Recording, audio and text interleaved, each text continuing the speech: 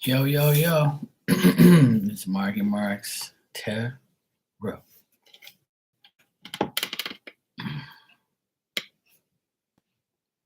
Mhm. All right. Before I forget, let's that question first.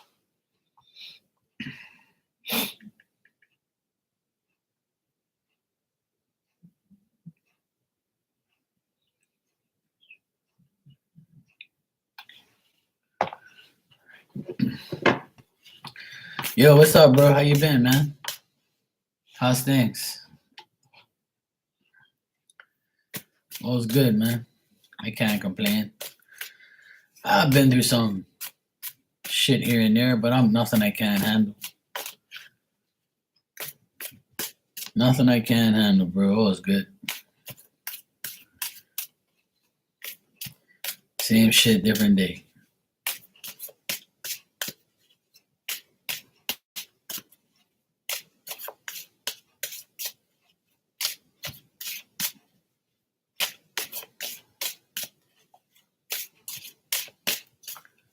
Doing good. Short day today, just here. Okay, cool.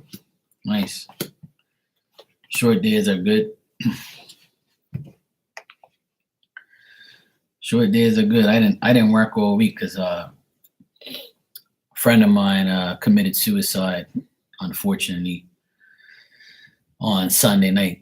So I've taken the whole week off to you know, think about it and talk to everybody about it and stuff like that. So it's not exactly the week I wanted to deal with, but unfortunately that happened, and I'm probably gonna go back work on Monday.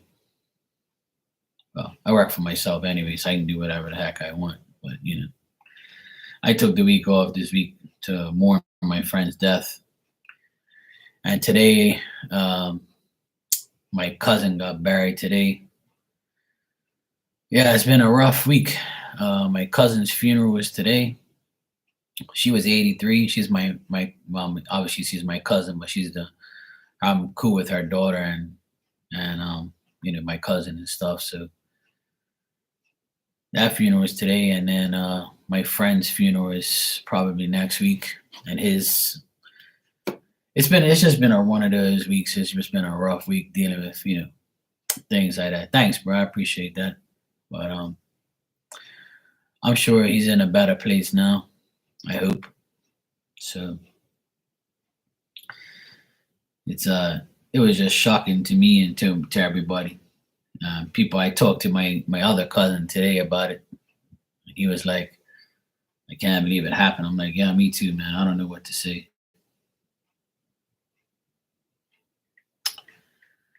I don't know. It's just one of those things, We never know what's going through somebody's mind. So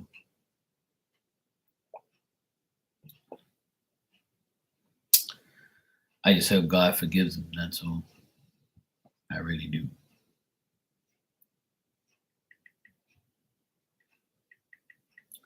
Just gotta respond to somebody real quick.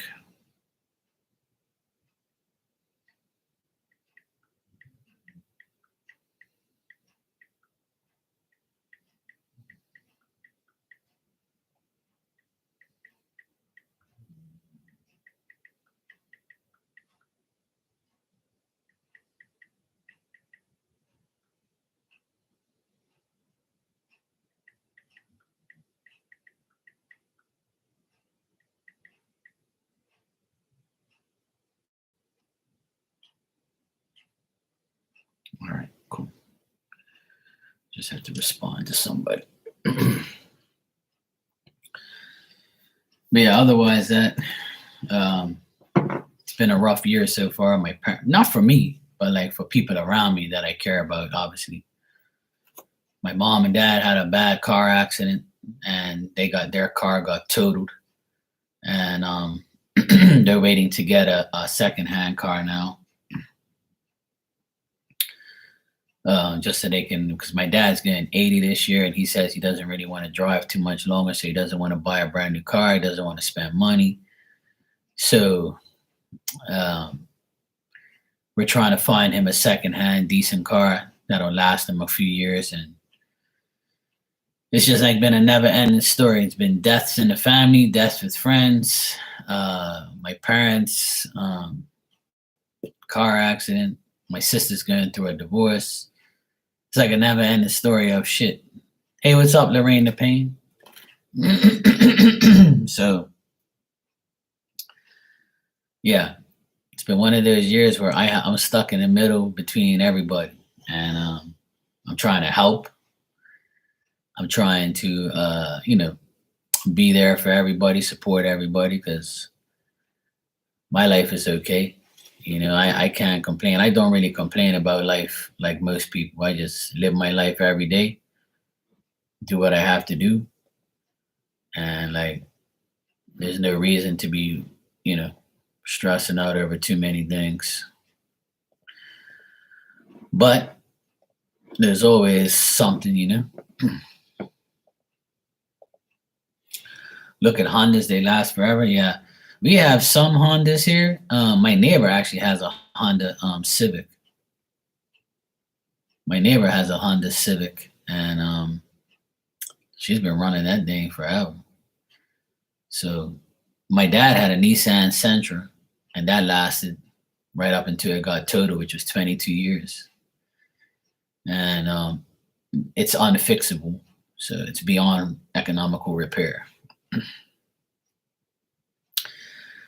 But they're trying to get a secondhand car somewhere, so hopefully they get one, and that will ease me up from taking them everywhere. Because right now I'm carting them around, taking them here, taking them there. I took them to the funeral today.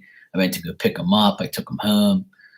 I take my mom to the grocery store. I take them wherever they need to go. My dad to their appointments.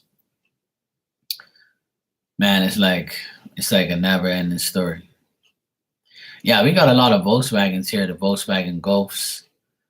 We have a lot of Volkswagens. We have a little bit of everything here. The car that we have the most of here right now, I would say Kia. Kia is like the most popular car in Bermuda right now. There's a real small car. It's like 20, 22, 23 grand. It's like the cheapest car you can get, like here. And it's called a Kia Picante. So my audio is choppy. Really? That sucks. I hope not.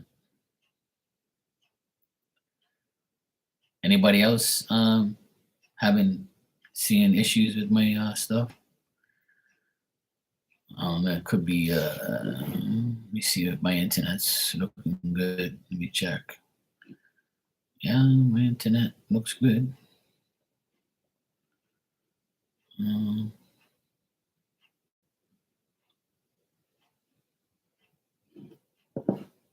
don't see nothing else. Looks good. It doesn't say poor connection.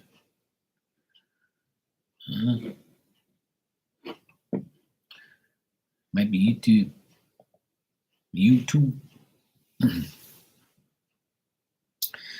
Yeah, I'm gonna try and get him a decent car, Efren. I'm gonna try and get him a decent car. I'm gonna try and see what I can get him. That's cool, bro.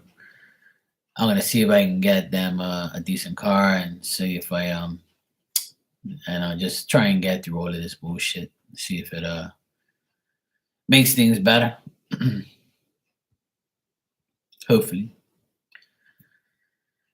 The year started off pretty up and down, so hopefully it gets better from now on. I hope and pray, because I'm sick and tired of dealing with everybody else's shit.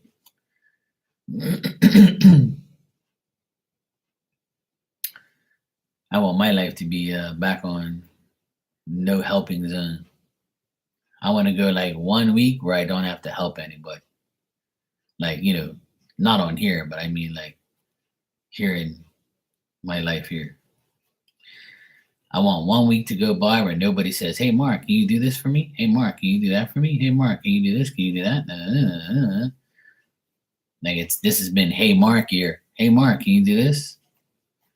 I'm like, look, man, when the fuck am I gonna be able to do what I want? Like, leave me alone. I got shit to do. But it's all good though. sometimes it's like that. Sometimes I have nobody coming around. Sometimes I have the whole world around. But it's a part of life, though. It's all good. Sometimes people need people, and I just have to be there for my family and see if they'll be okay. Hopefully, everybody's gonna be all right.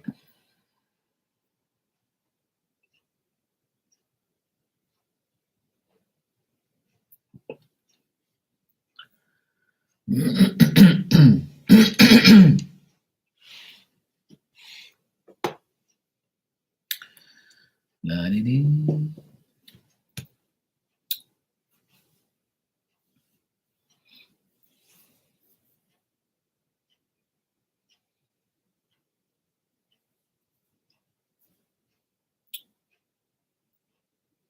Can't always be bad. You can't always be bad. There's got to be good in there somewhere.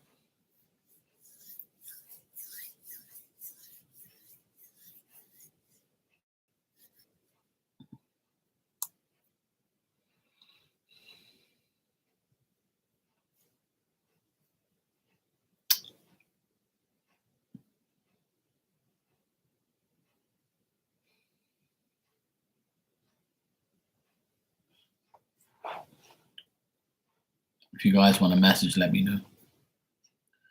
I got too much shit up here.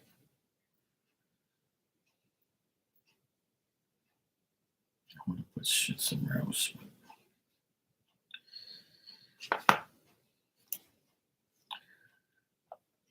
We should use these today.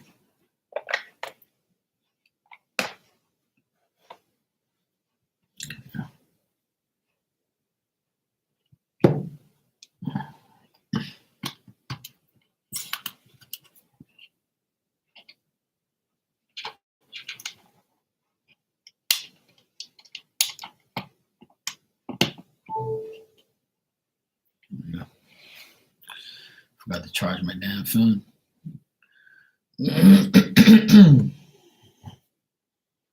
That's my dog in the background if you hear it noises. She likes to make a lot of noise when I'm on here.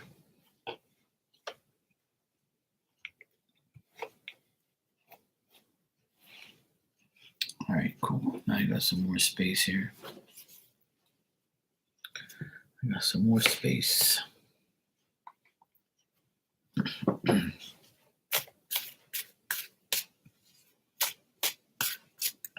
that's what I gotta do. I forgot about that.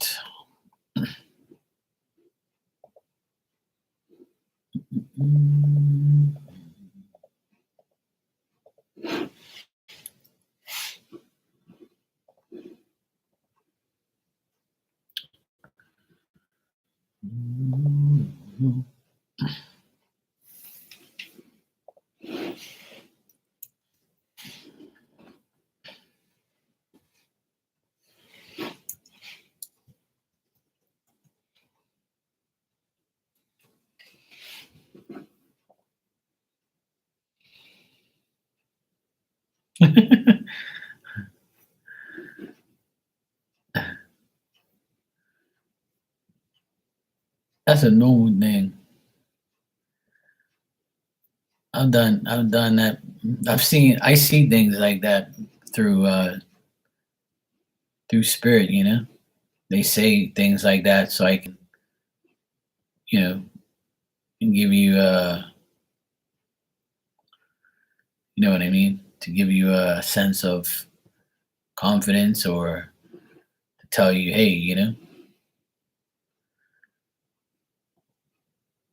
it's here. I hate getting stupid emails that don't pertain to me.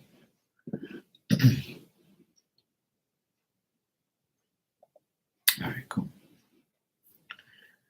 Yeah, I told you that's why I told you that's what Spirit was saying, that there was a blue bikini or bathing suit that you're gonna wear that he's gonna like.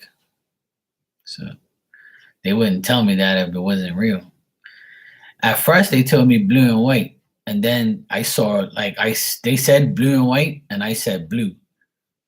But if I would have said blue and white, that would have been even crazier because at first they said it was blue and white. And I was like, which is it, blue or white? And they're like, it's mostly blue. And I'm like, okay, well, I'll tell her. So I didn't know if you had a blue one and a white one. So I was like, well, which one is it? She goes, it's mainly blue. And I was like, all right, I'll tell her. But it was actually blue and white.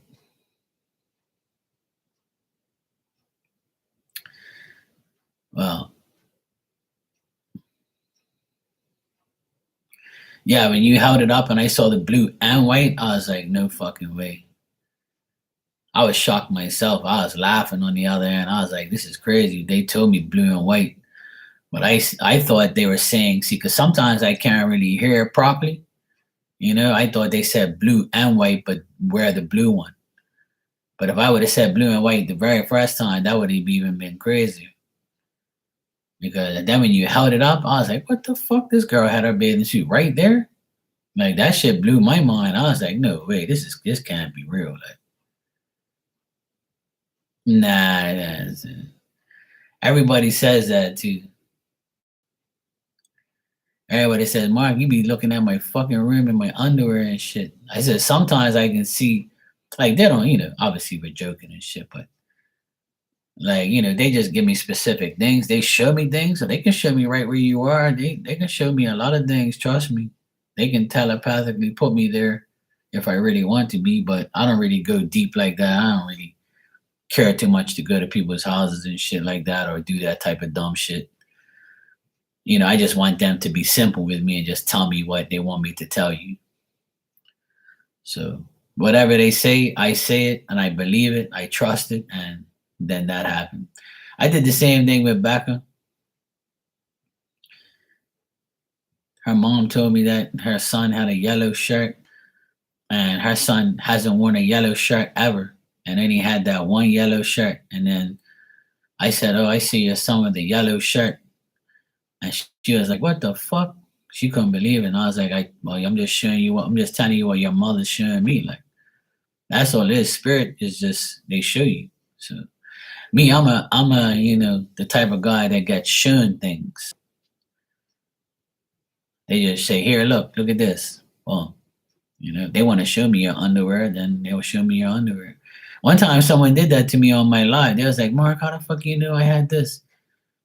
And I was like, you better tell me, if you can tell me what underwear I got on, I'll be surprised, right? And I was fucking laughing like crazy. I used to have some crazy bitches in here, trust me. They used to come in here every night and talk pure shit. And I'll be like, look, I'm not guessing what underwear you got on. She go, what's Spirit saying? I said, I ain't telling you that shit. And one time I told this girl she was wearing pink granny panties and she laughed like crazy. I was in here talking a lot of shit about granny panties and thongs and all sorts of shit like that. It's fun, like, but I don't like to use my gift to do this crazy things. Like, it's just like betting. A lot of my like my nephew was like, Uncle Mark, you should bet, and you'd win like so many times because you don't know. And I'm like, look, my gift is not for that. I don't do those type of things. There's certain things I don't do that I feel like is against my gift and my ability. So I don't like to do things like that. There's certain things I can do and certain things I won't do. I've done some betting here and there just to help someone else get financially okay. But otherwise that I won't do it for myself though. It's just something that I don't believe in. Hey Tristan, how you doing? Good to see you. Hope all's good. But yeah, when you held it up and on camera, I was like, what the heck? I was like, this girl had that damn bathing suit right next to it. She's ready. It was pretty hilarious. I was laughing.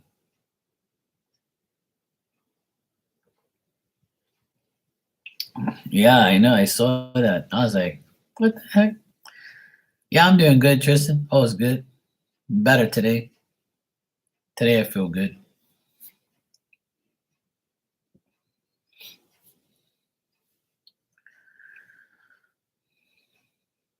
It's crazy. I've been seeing a lot of people that I haven't seen in a while. I went to go like once a week or twice a week. I pick up my nephews from school to help my sister, and I go. They go to the school I used to go, so I see people I used to go school with, and today I saw a couple people that I knew. They came to talk to me about my friend who passed away, and they were talking to me about it, and asking me things and stuff like that. Talking about old times and things like that. So it was nice to see certain people today, and talk about things, and it's cool. I don't really like the school because I dropped out of there, and I don't really care to go there. But my nephews go there, so all my nephews go to different schools. Two of them go to one school, two of them go to another school, two of them go to another school. So, yeah, one of them is in college right now. The other two, I doubt. Well, my other nephew, he's gonna go to. He says he's going to college too. What did I eat for dinner? I had takeout tonight, which I didn't want.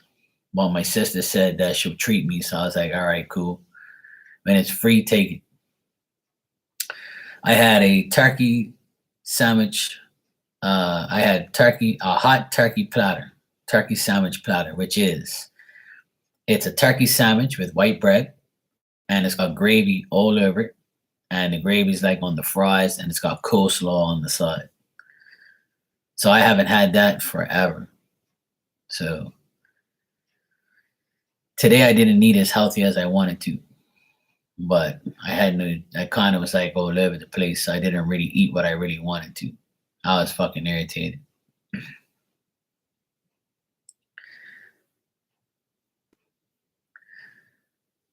See, there you go.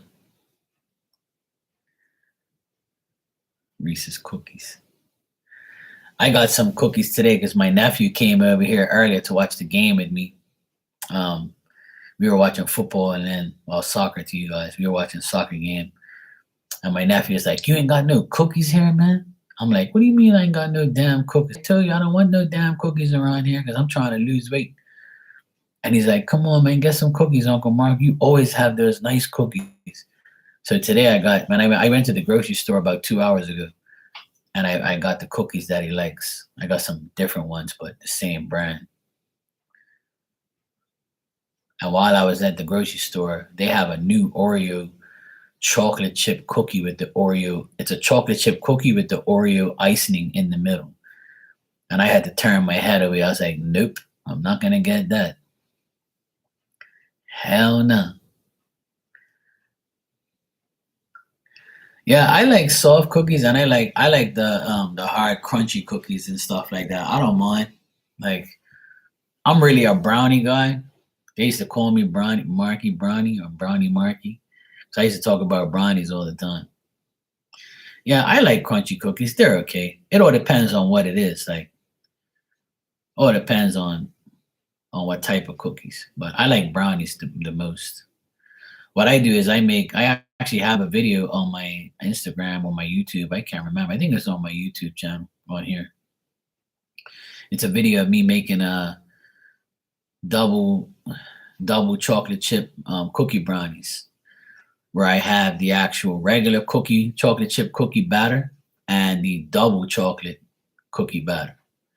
And I put one batter in first and then put the other one on top, and it makes the half and half double chocolate cookie brownies, and they are super good. And my nephew brought it. My sister bought the packages for me to make because she says I don't make it like I make it the best, and she doesn't know how to make it like me. And I was like, it's just simple. She goes, I don't know what it is, but you just make it better than me. I was like, I do everything better. Anyway. But yeah, my nephews bring that up, and they're like, Uncle Mark, if you get a chance, make this for tomorrow night. And I'm like, all right. And I'm like, I'm trying to get away from all this junk. But soon I'm gonna be I can't wait for summertime. I'm gonna be working out. I want to work out and sweat and lose some weight soon. What the heck is that? Trees Delicious cake. I don't know. Let me Google it.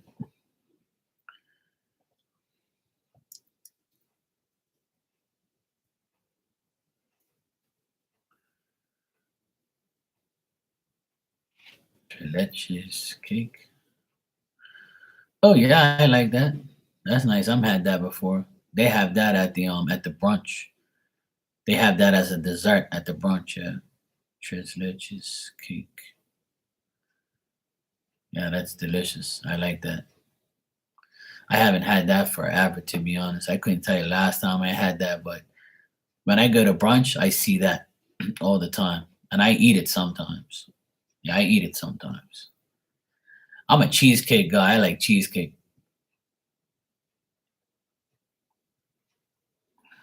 I like cheesecake, Oreo cheesecake, cheesecake with like cherries or strawberries on top of it.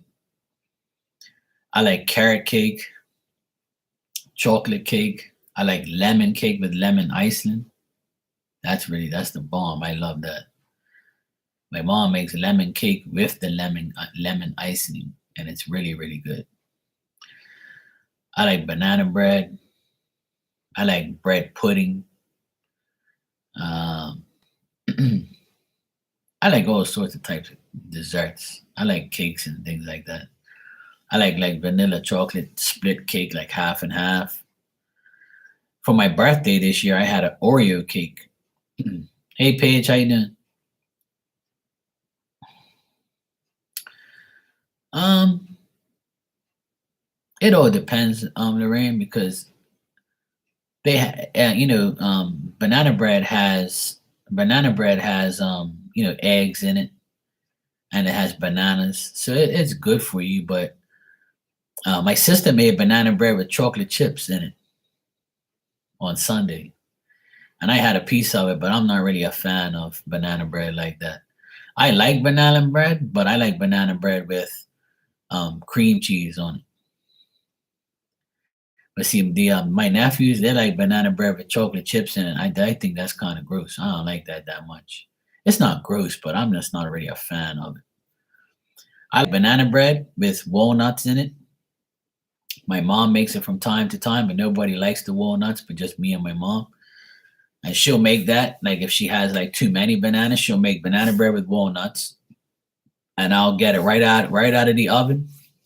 I'll let it sit there for like 10 minutes where it's lukewarm, and I'll get some Philadelphia cream cheese and spread the cheese on the banana bread, and it tastes super delicious. I recommend it to anybody. It's the best. So that's what I like the most. Like, eating banana bread with Philadelphia cream cheese.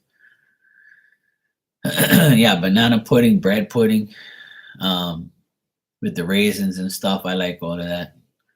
I like coffee rolls and eat that with like egg and bacon and cheese or egg, bacon and sausage. I actually got a coffee roll for tomorrow morning. And I sometimes I eat chopped egg with the coffee roll. I like apple tarts, apple turnovers, pumpkin pie. Um, what else do I like? I like a little bit of everything. I'm not really picky. I eat, pretty much, you know, a lot of different things. I just don't eat things like I don't have too much variety. So when I don't have variety, I'll eat the same thing, which is I like apple pie and apple turnover. I like lemon meringue pie. That's good too. My mom makes that. It's the bomb. My mom likes making all those desserts and cookies and cakes, and I'm not really a baker. I'm not a fan of baking things or making desserts. I'm not really a fan of that. Um, I like to make like dinner and breakfast and lunch, and I like to make food. The other night I had asparagus, chicken breast on the barbecue, asparagus. Um, what else I had? Oh, and what rose? The heck you call that shit? It's like rice, but it's not. Rosetta. Blah, blah, blah, blah. I want to say Rosetta, but it's not. What the heck is it called now? Shit.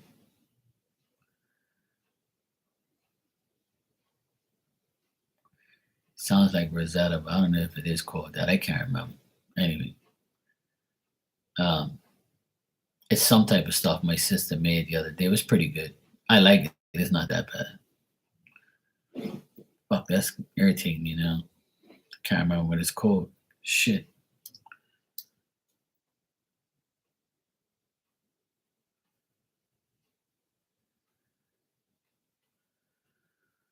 Mm, no, that's not it. Shit. I can't remember what it's called. Anyway, some Italian type of shit. I can't remember. She's right behind me, actually. She's snoring, and you can't see her, but she's right behind me, snoring and making all sorts of grunting noises. I just took her for a walk before I came on here about an hour ago. It's kind of too windy outside, so she's kind of scared. She hears like the trees making noise, and she'll look around and she'll be like, "Oh shit!" Then when we were coming back home, it was starting to sprinkle. So,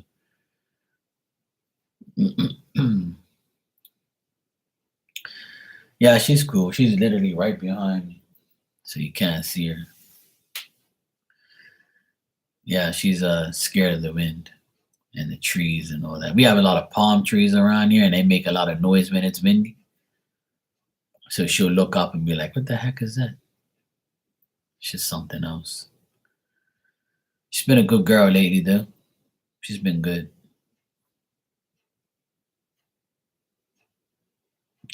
She just she gets really tired on her walks now. She's 8 years old now, so she doesn't pull as much as she used to.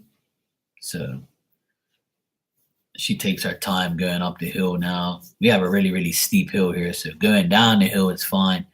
Coming halfway up the hill, she's like, holy shit. Yeah, she's 8 years old. Yeah, she meant 8 in February, a month ago today, actually, February 16th. I hope so. Well, the way she's going now, she's very healthy. Every time the the vet comes to see her, she says, "Oh, Mark, you're doing a great job." She's doing good. She's just a little bit overweight, but only by 5 pounds.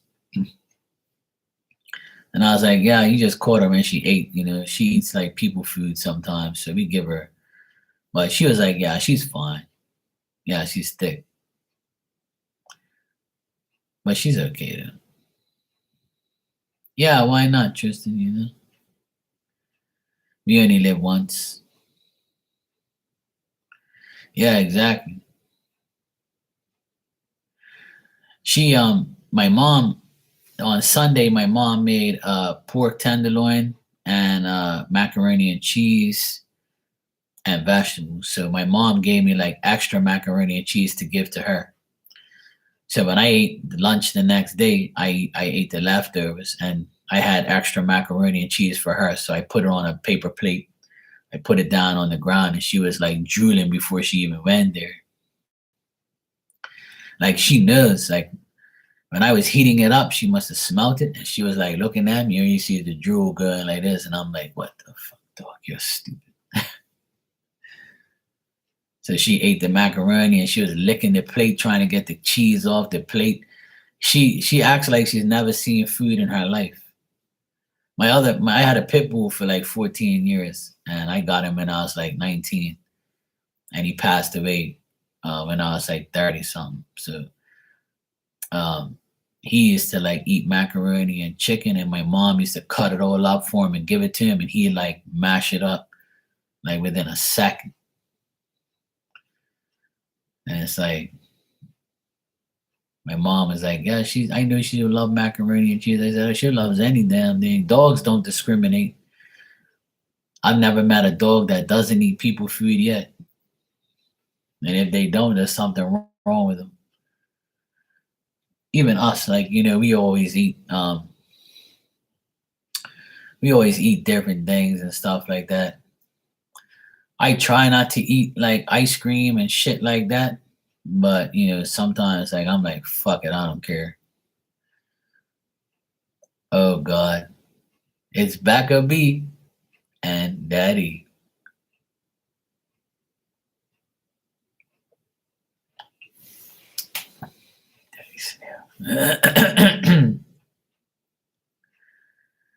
They came out with ranch ice cream. Oh, my nephew would love that. He just had ranch here. We ate dinner, and he puts ranch on his chicken tenders and fries.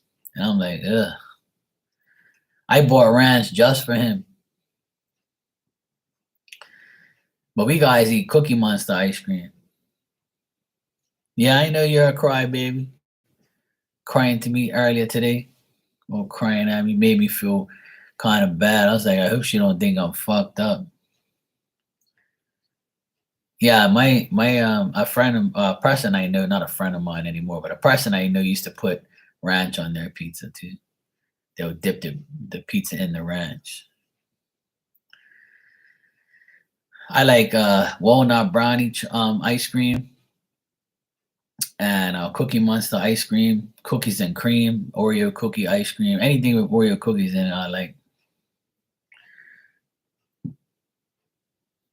Yeah, I could see you're sensitive. You gotta warn me next time you're on that thing, so I know that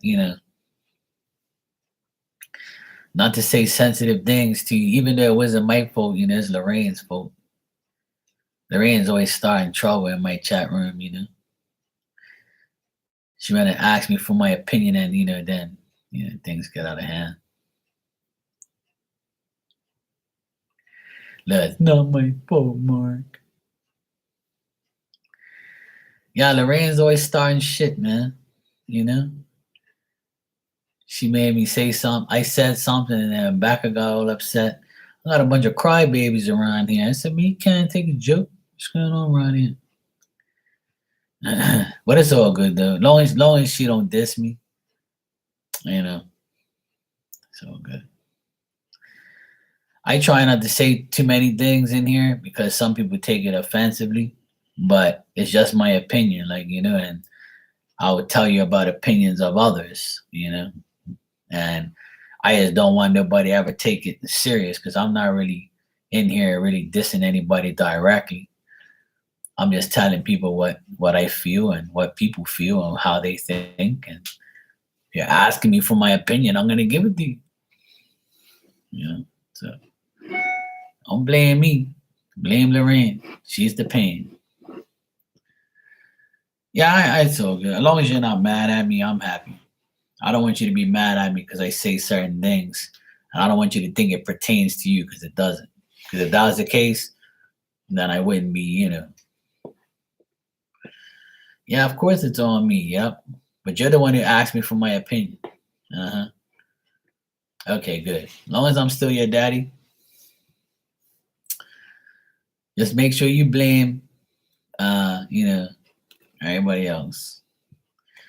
Yeah, she's sweet, but she got a little sensitive with Marky's comments today. But that comes with the territory.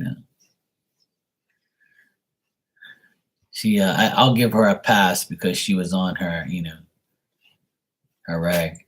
So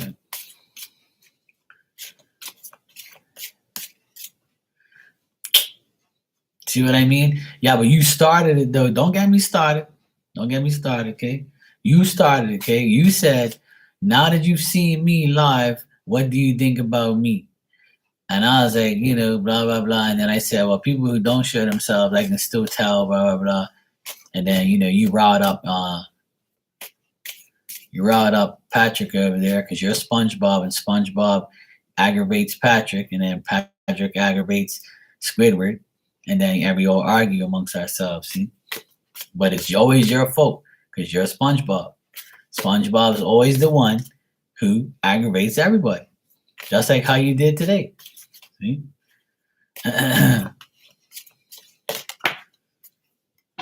All right, Tristan, I just got your donation. As long as we can laugh about it, that's all that matters. I just don't want nobody to be mad at me. That's all, because I didn't even, I'm just,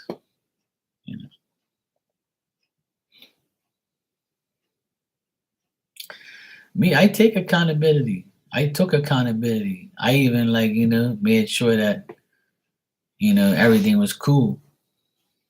I don't get mad at people like that. You can ask your, oh yeah, okay, here you go.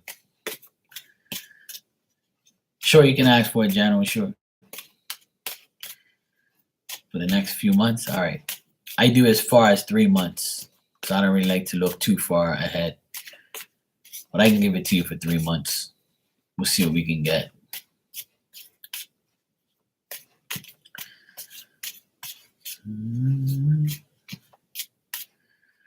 Lorraine, you're mad at me 24/7. I just don't want my little angel to be mad at me. That's all. If my little angel's mad at me, it's gonna break my heart. I can't have my little angel, mad at me and stuff. So. Okay, good. Good. I'm glad you're not mad at me. It makes me feel better now. Now I can go to sleep tonight. No, blaming me isn't fair, Mark.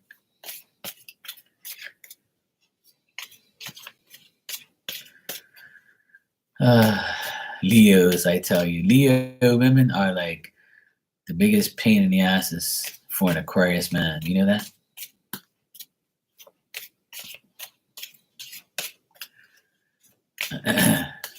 Okay, good.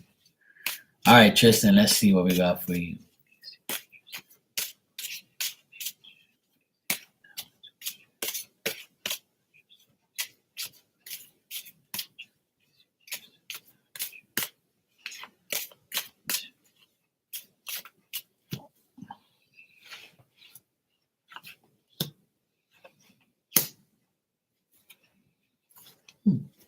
Okay.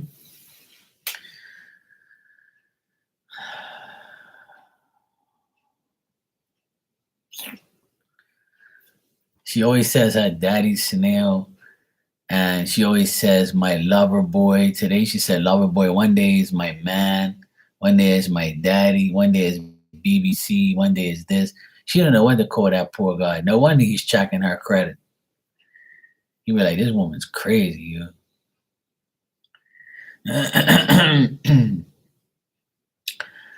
All right, Tristan, what I get here in the next 3 months that you could be ending friendships with people. Who is Snail? Snail's her boyfriend. You know how SpongeBob has like a snail, Gary?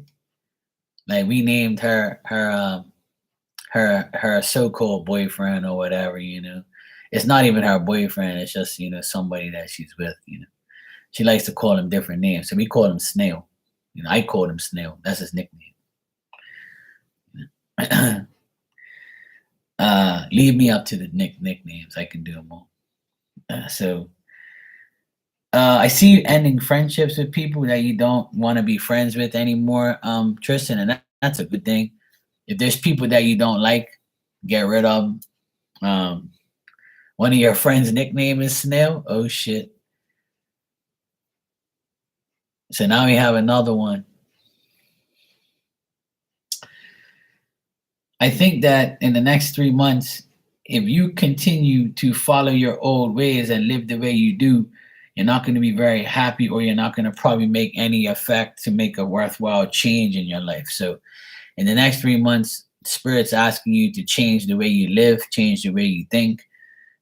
Don't follow your old ways. Try not to fall back on the past and do the same things and occur the same things that you do.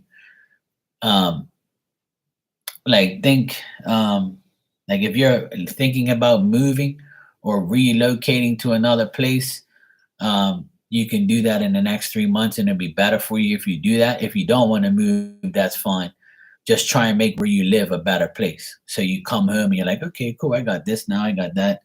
I feel better coming home now. And if that's not the case, then it's the actual way you live. All right. There's actually a woman that's going to be very significant in your life in the next 3 months. This woman is someone who is extremely comfortable with their life. They have a lot of security. They're very they're a person who has money. They have wealth. They live in luxury. They mean well. They want to be. They have like prosperous things, and they're a very like generous and noble person. This person can have like brown hair. and they're very like they have good posture, and they're just like a woman who is who keeps to themselves. Could be a Taurus, Virgo, or Capricorn. Doesn't have to be, but that's the sign that I have here. This could be somebody that you meet in the next 3 months, somebody you work with, somebody who can work with you or works around you right now, or this person is going to work with you in the next 3 months. It's somebody who like is in the business field. They have a lot of practical knowledge about certain things. They're very smart. They like to negotiate. They like to uh, they might work in an industry where there's an import export type of thing, or they just work in a business field. This person also like has a lot of strength. Like they're very strong minded. You know, they do a lot of things. They're very busy. So the main thing in the next 3 months is to end friendships that no longer serve you. Slow and partial change is in like your is in the stars for you, like they say. I don't know why I said that, but like it's they're saying spirit's saying like you have to change, but you don't have to change everything all one time. Just slowly change everything. Slowly make the changes that you need to make. Try not to be stagnant or like be slow. Like try not to like be stuck. Like make a change, but you don't have to make it right away. You can make a slow change and get to where you get to where you need to be. Um, but yeah, this woman here, it could be somebody that you know or somebody you're going to meet. It could be either or. Um, I don't know if you know this person right now. It could be somebody you work with now, and this person is just someone that you're going to be involved with, working with. You could be getting into a relationship with them, um, or you could just be like meeting them and getting to know them in the next 3 months. But the person looks like they're going to work with you. If they're not working with you right now, they're going to. Um, and you're going to get to know this person in the next 3 months.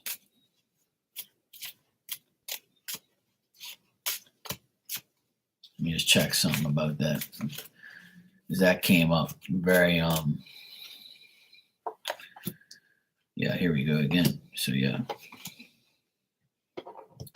Yeah, this woman I see, she's got brown hair, or dark hair. She's very patient as well. She wants to like find a man and she wants to be in love, but right now she has to change because she can't find any decent, consistent love. She's also going through like a lot of mental challenges. Like she thinks a lot, she worries a lot. So when she talks to you, she's probably going to tell you things and be a good influence. She's going to make adjustments also. But I think that this could be like the start of like something for you in your love life, or like you can get to know this person in the next 3 months. And she's very nice. She's a good person. I just think that she's been through a lot of bullshit. So she's going to be talking to you and getting to know you. And if you listen and you get to know her, things can advance for the good. But just remember that take it slow. And there's going to end up being some deep emotional feelings between you guys, possible love, and it's going to be very active after a month of knowing this person. You guys will be, getting to know each other a little better. This could be a love situation, but I don't see like a concrete love thing as of yet, and I don't want to look too far ahead. But it could change. It could turn into a really good friendship that turns into something more, but there has to be like a challenge of mentality and getting rid of the old to bring in this new energy and this new feeling. So Tristan, I see good things here for you. I see a lot of like good stuff, but it depends on you changing the the things around you and getting rid of the people that no longer serve you. So in the next 3 months, get rid of the people that you don't need to be around. Get rid of friends that you want to end friendships with. Move on from it. You don't you don't have to go up to the person and say, "Hey, Mark, I don't want to be your friend anymore. Go away." You don't have to say that. Like, you know what I'm saying? You just disconnect from them. Like, don't speak to them no more. Don't deal with them. Whoever that is, whoever these people are, just move on from.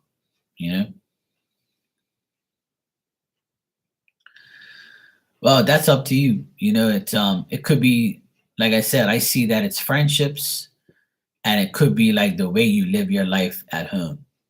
So if you come home and you say, I wish I could change this, or like you see how my apartment is in the background, right? Say if this wall was blank, right? See, the wall is blank right now because I got my hand in front of it. And you said, I want to put all my hats on that wall and kind of have like a little decorative type of shelf, and bang, there we are.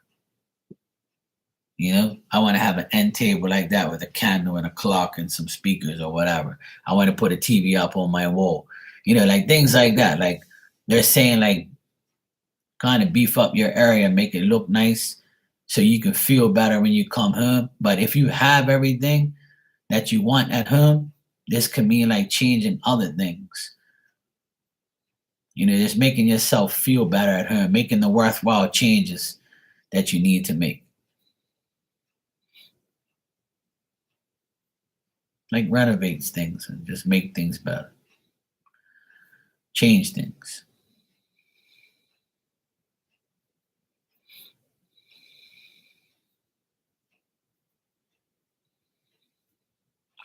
Change is easy. Change is change. You just got to make the best decision for what you need and what you don't need. There's needs and wants. Whatever you need, get it. Whatever you want, just leave it to the side. Wants and needs.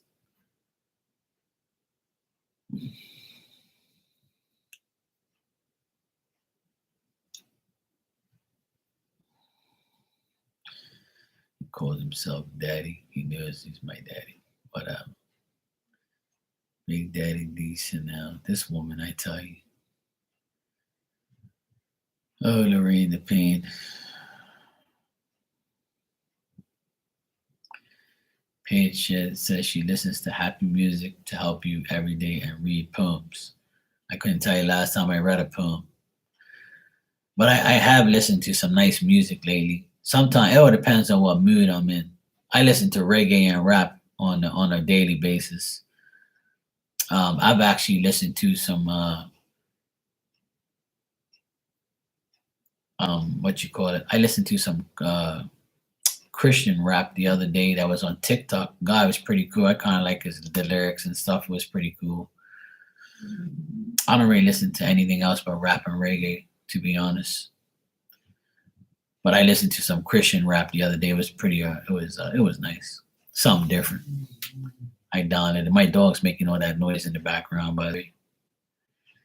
Yeah, I have TikTok. Yep.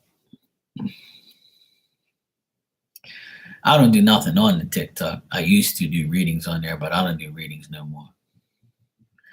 I just use TikTok to watch videos, and I don't post anything. I post things on Instagram and on here. TikTok's just like regular shit. I don't really do nothing on there. I have no videos on TikTok. I used to, but then it was like whatever. Yeah, the love looks like it's coming, Tristan. It looks like the love will come, and it looks like it's somebody that has been hurt, and they want to like talk it out, and then try to get to know you and develop a friendship with you and a relationship. It's Marky Mark. You'll see it when you write Marky Mark on there. You'll see it on there. It should be. I think it is. Let me see.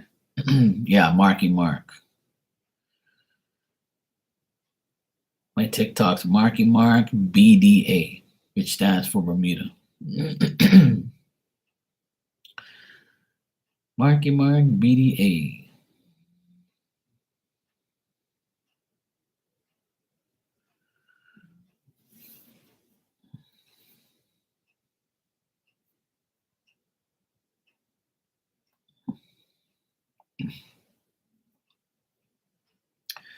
The reading was positive though, Tristan. It looks like the woman's gonna be around you in the next couple months. Becca wants to show her peach and twerk. She's super lusty. Now that she's off her pee, she could twerk now and she'll be real fine. Yeah. She'll twerk for daddy.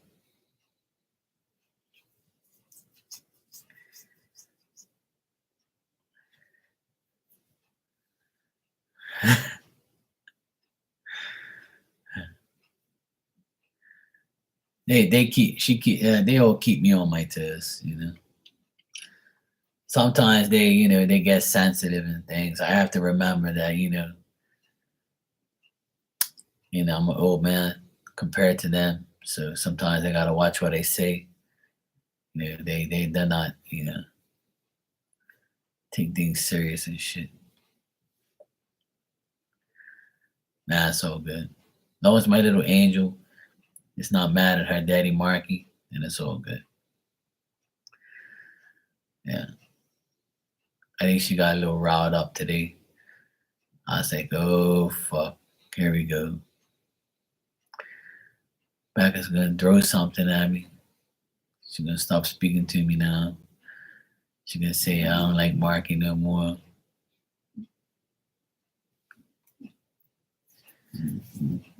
Oh my god, you hear this damn dog? Hey, calm down. Me snoring around here. This dog is unbelievable. I can't believe how loud she snores. All right, good. I'm glad. I was kind of like, upset. She's a boxer. She's a boxer. She's literally snoring like crazy. I don't know if you can hear it, though. Like she snores again.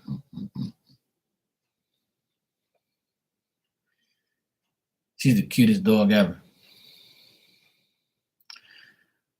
I'll show you a picture of her.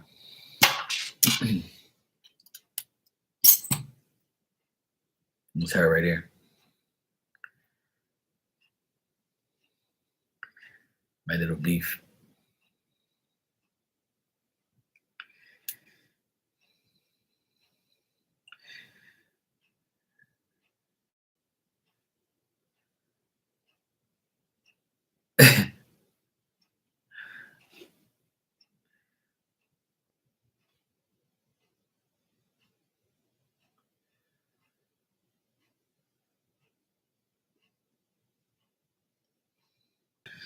This is me and this is my profile picture on my other thing.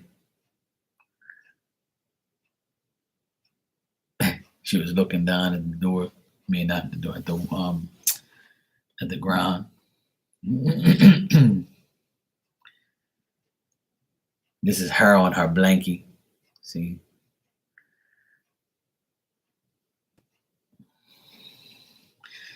It's just something else.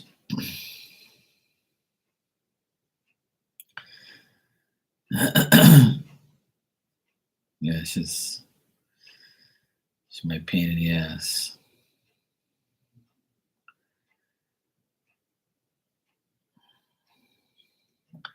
Hey Jessica, how you doing, boo? You all right? This is her with a treat. See how she has the treat in the middle of her hands and she's holding it with her hands? She holds the treat like this and starts eating. It's just something else. This is her with her hands crossed. I think she's a queen. I take pure pictures of her all the time. It's my sweetheart. I have the picture of my other dog, but it's not here right now. I don't have it on me. My little doggy. Yeah, well, Donnie, I did laundry today. As you can see, I folded all my clothes. See, I did my laundry. I folded my clothes. I got more laundry to do tomorrow. I got all my white clothes and gray clothes. I'm gonna do all my light colored clothes tomorrow. I did all my dark clothes today and color clothes. Yeah, sure you can. I already told everybody if you want a message, just let me know. That's what the description says. Free message per person. You know what time it is. What do you want? What type of message? You want the same thing? The luxury rose cards? Or you want Marky's deck? You want the blue one or you want the red one? I have the blue one right here, the original one.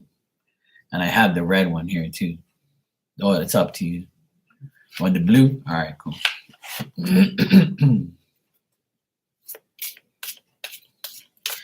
Did you ever like do your cards?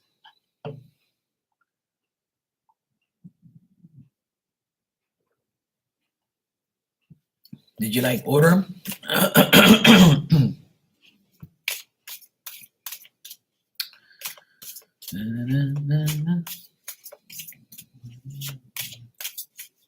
Okay, good. Yeah. You know, I still haven't found my bootleg deck, the one that you wanted the other day. I still haven't found it. I've been looking all over the place for it. I can't find those damn cards. I don't know where the heck I put them. I gotta look in my drawers over there. My cabinets, I think I put it in there. I can't remember. I took everything off my table like about 2 weeks ago, and I put some stuff inside the cabinet. And I just said I'll leave it there, and I never like looked for them.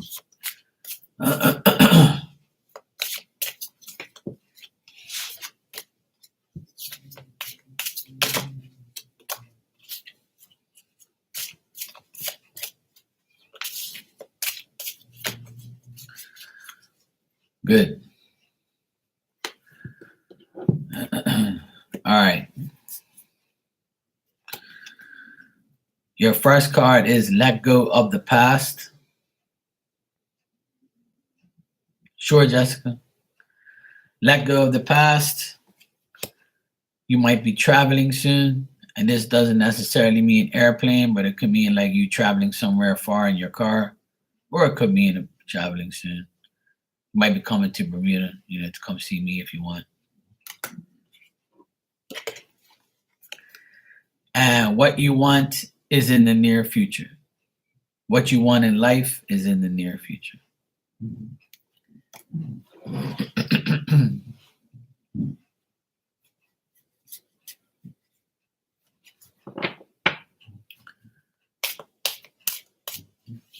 All right. Jessica. You're welcome. My little angel.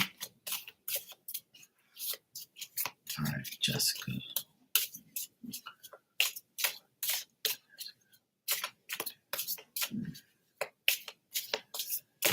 Now you're a pain in the ass.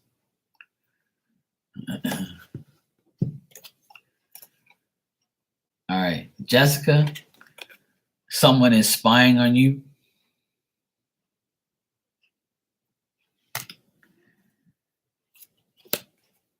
You have and want family support.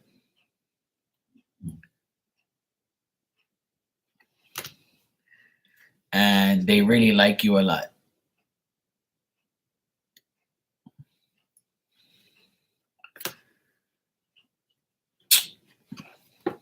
Don't talk like that, Lorraine.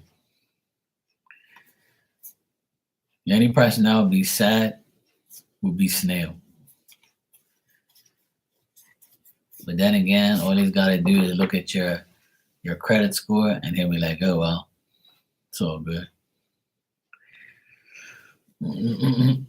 Okay, Paige, let's see what I got for you.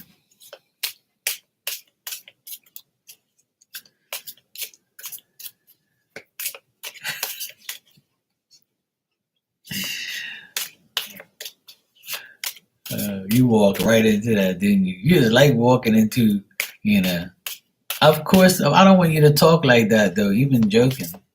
Of course I would be. Of course I would be.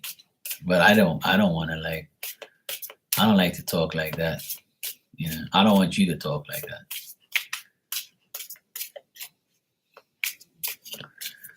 Of course, I cry because I had nobody else to tease.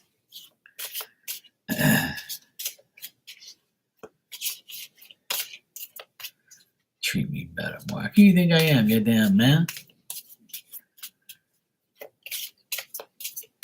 No, I can't tease Becca. She got all sensitive today. Yeah, right. And it was your fault.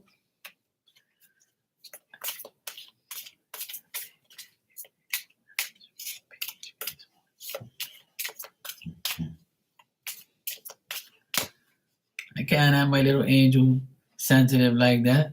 Hell no. I can't have her, questioning me.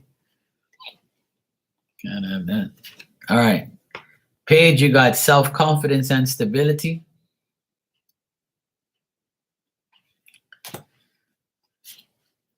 Now is not the right time to do something. And you also got what you want in life is in the near future.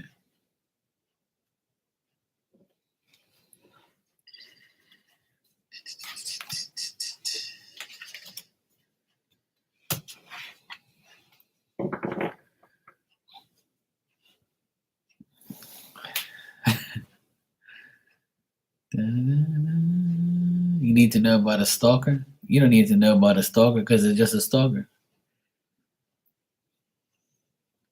It said someone spying on you, not stalking you. It's two different things. Spying on you is one thing, stalking is another. I feel like somebody's watching me.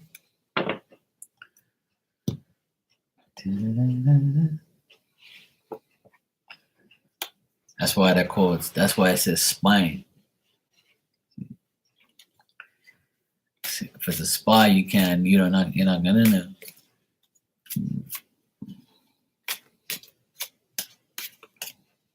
Stop playing with me. I'm not playing with you. I'm telling you the truth. Why is it when I tell the truth, nobody wants to hear it? Huh?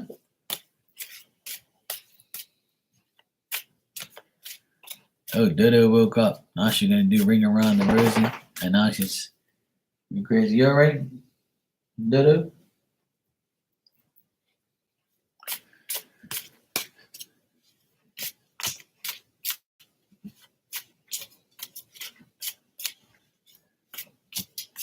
You should know who's spying on you. Who do you think is spying on you? Yeah, you know what I'm saying?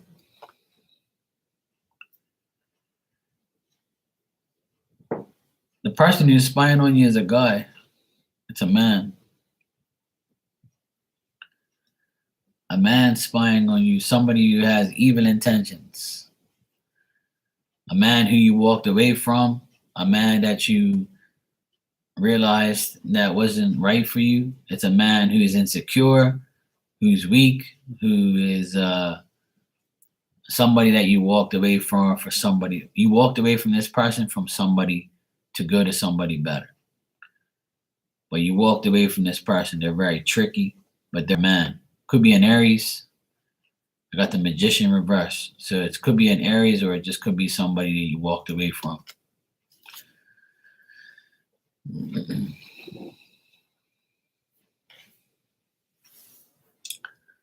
All I don't know.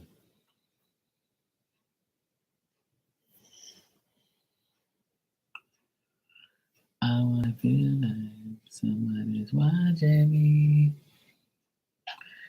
I don't really care who's spying on me or who's stalking me. I don't care. People could spy on me and stalk me all they want. It don't faze me. Does he fit that description? Then it's him.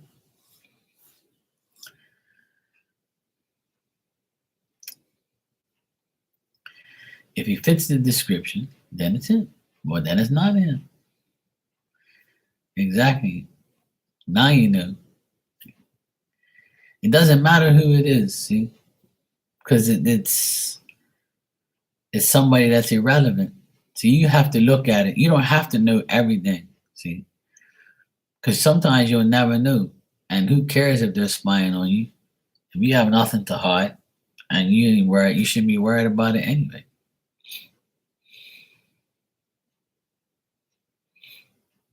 Well, then I guess I don't know. I'm wrong. I guess I don't know.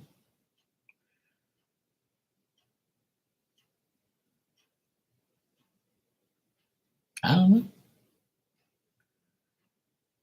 Did I say anything about you? Why are you speculating like that for? You're making it worse than it is. It could be a man, right? Like I said, it's a man and that you no longer talk to. You walked away from. Could be a lover, could be ex-husband, could be somebody at work, could be somebody that that. But it's irrelevant. You shouldn't worry about it. That's my point. You don't have to know who it is because it's irrelevant. Who gives a shit if they're spying on you? You know?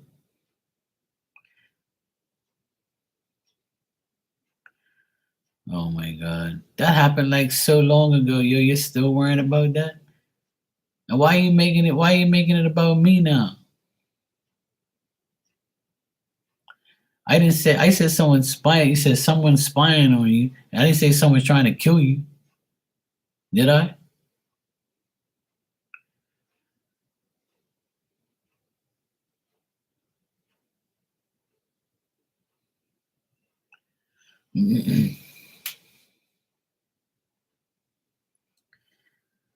I don't know what I'm gonna do with you people.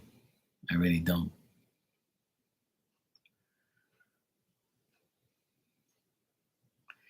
If you've been fine ever since, then don't worry about it. If you put your trust in God, you shouldn't worry about a damn thing. Okay? That's what you gotta tell yourself. That's it. Simple as that. Simple as that.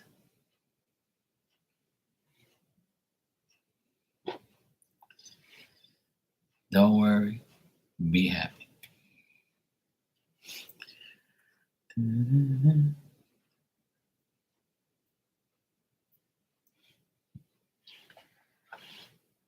worry.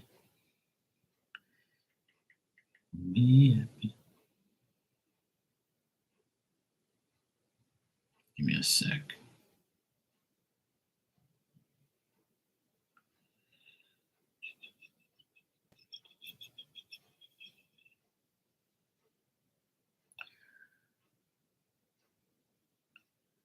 There's no need to be obsessed. That's what I'm trying to tell you.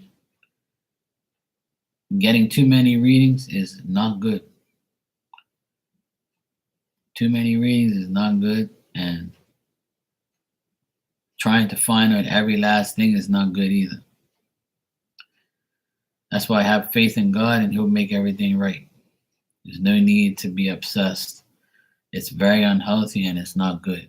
It's not good for you, trust me. It's not a good thing to be asking like a million questions.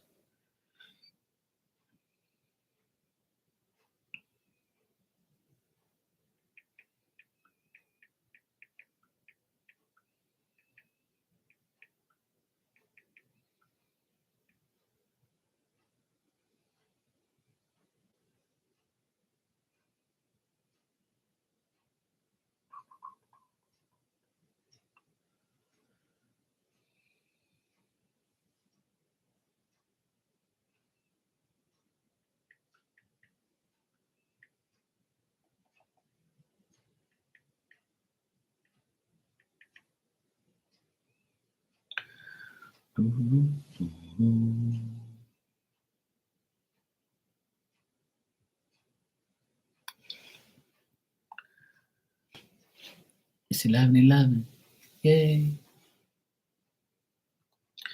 I should bring out my angel book one night and start reading off like what the numbers mean and all that type of shit. I should do that one night.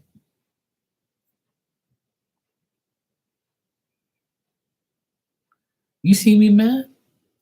You're telling me calm down. I ain't mad. Does it look like I'm mad? Why you telling me calm down?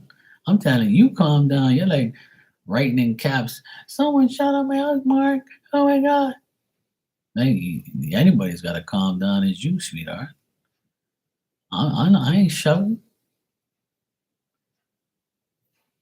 I ain't shouting. Why you gotta be mad at me for?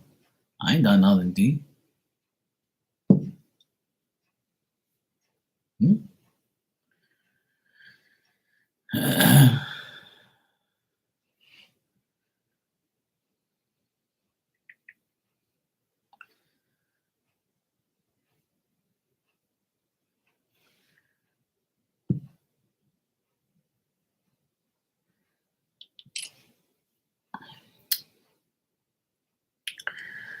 Well, if you find yourself like, obsessing over it, then that's telling you like, and I've told people a million times, like, it's not so much, you don't have to know everything. All you got to do is have faith that everything's going to be fine. You know what I'm saying? Like, try to not get too many readings because, not too many people are going to tell you that. Some people are going to try and milk the money out of you. And if you're gullible and stupid enough to do it, then that's what's going to happen. And I always tell people that it's not necessary to get readings every day. And you don't have to know everything. Everything is not meant to be known. Live your life day by day, allow things to happen naturally, and try not to obsess on what you have to know and what you need to know. You don't need to know anything. And if you get a message and it bothers you, like, just have faith that that message is not really going to happen if it's bad. If it's good, manifest it. If it's bad, get rid of it out of your brain, you know? And most times it's just, a regular message that you get is something that is happening currently. It doesn't mean it's happening all the time. And some messages you take and some messages you don't. You just deal with it. You deal with it, you know what I'm saying? It's just a thing. I don't really get readings like that no more. I don't get readings like that. But from time to time, I'll return the favor to a psychic friend that comes to me and we'll read for each other or whatever. I'll just ask for a general or something like that, or I'll ask about a woman or something, whatever the case may be. But I'm not going to do it every single day. Hell no. Because spirit be looking at you like you're fucking crazy or something. Like, you don't need to know shit every day.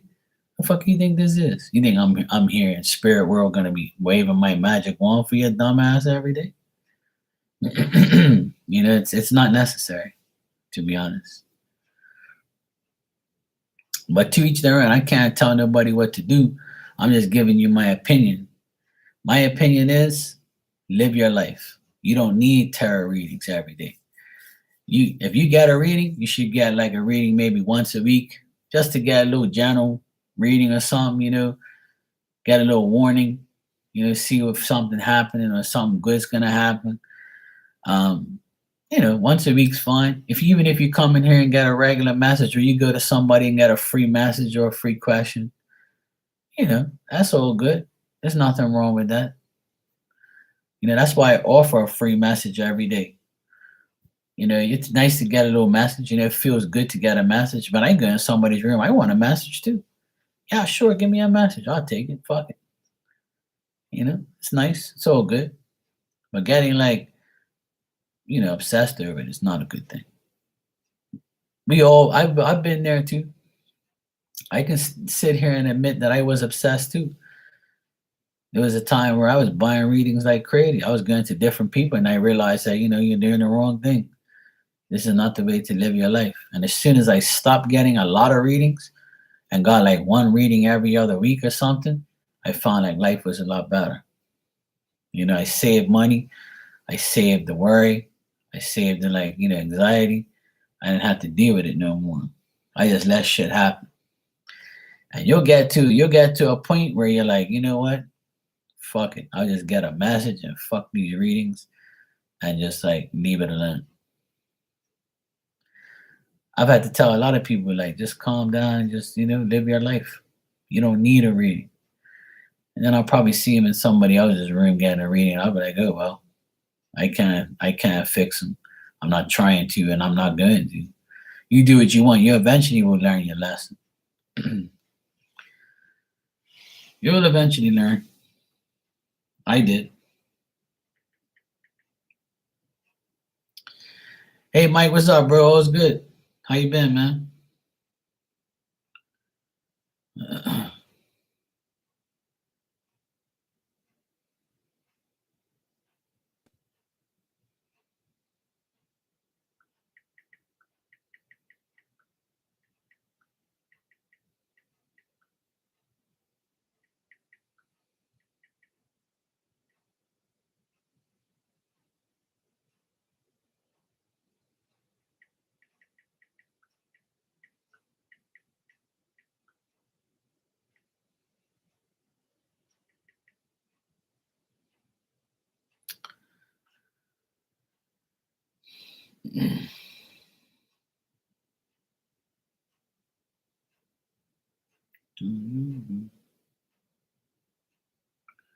The energy's a lot lighter today. It feels a lot lighter.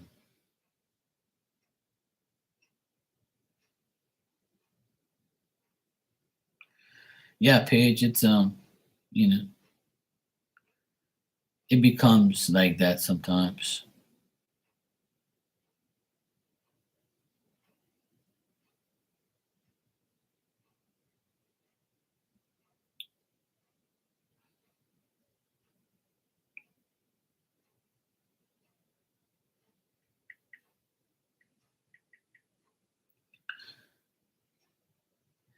Hey Cindy, my day was good. It was a lot better than the rest of the days. This has been the best day of the week so far for me, which is good. The energy is a lot lighter. I just literally said it was, I feel like the energy is a lot lighter today. It's been an easier day. It's been good. Thanks for asking. Hope you had a good day too.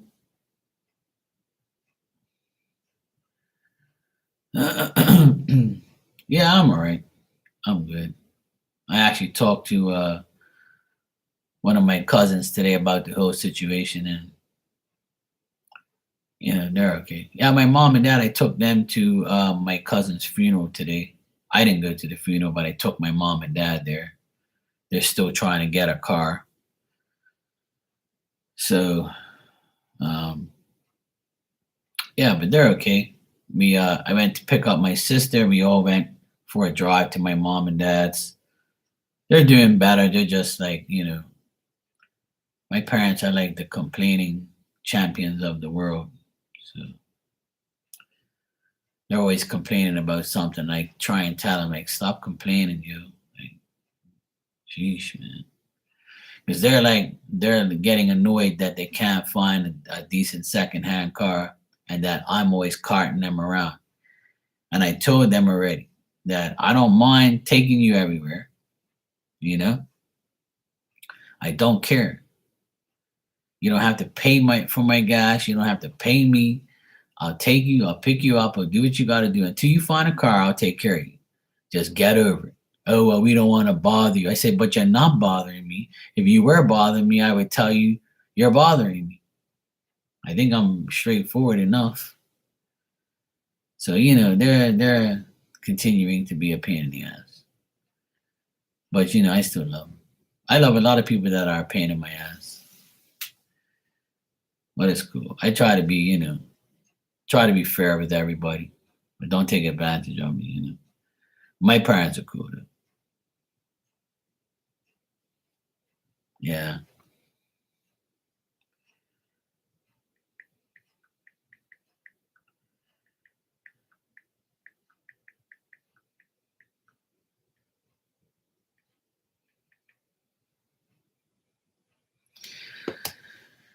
Back in your sleepy weepy.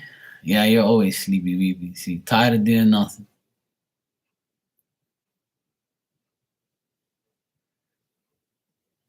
Poor Becca.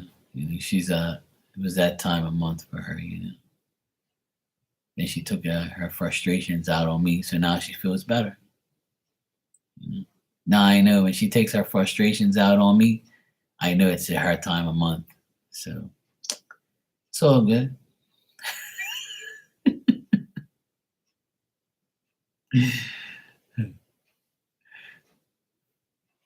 You see, yeah, it's around the full moon. Yeah, yeah, yeah. I am. I'm very sympathetic. I try to be. I try to be.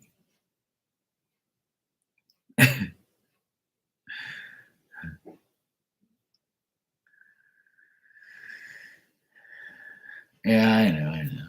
I know. I like I like to tease Becca. Sometimes I like to roast everybody, have fun. I don't mean no bad intentions. I like to joke around. Everybody, if you come in here and you don't leave laughing, or you don't laugh while you're here, then there's something wrong. I mean, obviously, sometimes, we talk about serious things. Yeah. Yeah, 22-year-old raging hormones. Yeah, he's still goes in and out. He's still around. Yeah, he's still around. He's kind of in hiding now. Me and my sister listened to this video of this woman on YouTube about narcissistic behavior, because that's like the word of the year, right? The word that's been going around for the past umpteen years is narcissistic people, narcissistic behavior. I don't really care for that word. I just think it's another word for a crazy ass person, a mental person, a person that's evil. It means everything. So my sister said that a lot of people have been telling her that her exes, well, her ex-husband to be, is narcissistic. He's a narcissist, whatever you call it. So she watched a narcissist video of a definition of, there's different types too. There's a convert narcissist. And I was like, what? I was like, these women come up with some crazy ass shit. And I was like, it's just like, um, yeah, but you know what, Paige? It is good because she needs to know those things. But I have this thing where, listen, I'm not a fucking know-it-all, and I sometimes may come across like that, right? But the thing is, that's just another word for a fucking sick individual, a crazy, evil bastard, whatever you want to call it. Yeah, narcissists are scary, but that's just another word for a crazy ass person, a psychopath, whatever. Like, they're all the same to me, and that's just another word for him. So I already knew he was a narcissist, I just don't call him that. I just call him other words because it just fits better. Um, but when we heard the video, right? When we heard what that woman was saying, she said everything that pertained to him. And see, what's happening now is what a narcissist does, like what this woman said, is that they, they're like a vampire. They want to suck your energy. They want to suck everything out of you. They want to control you. They want to, yeah, exactly, gaslighting, control.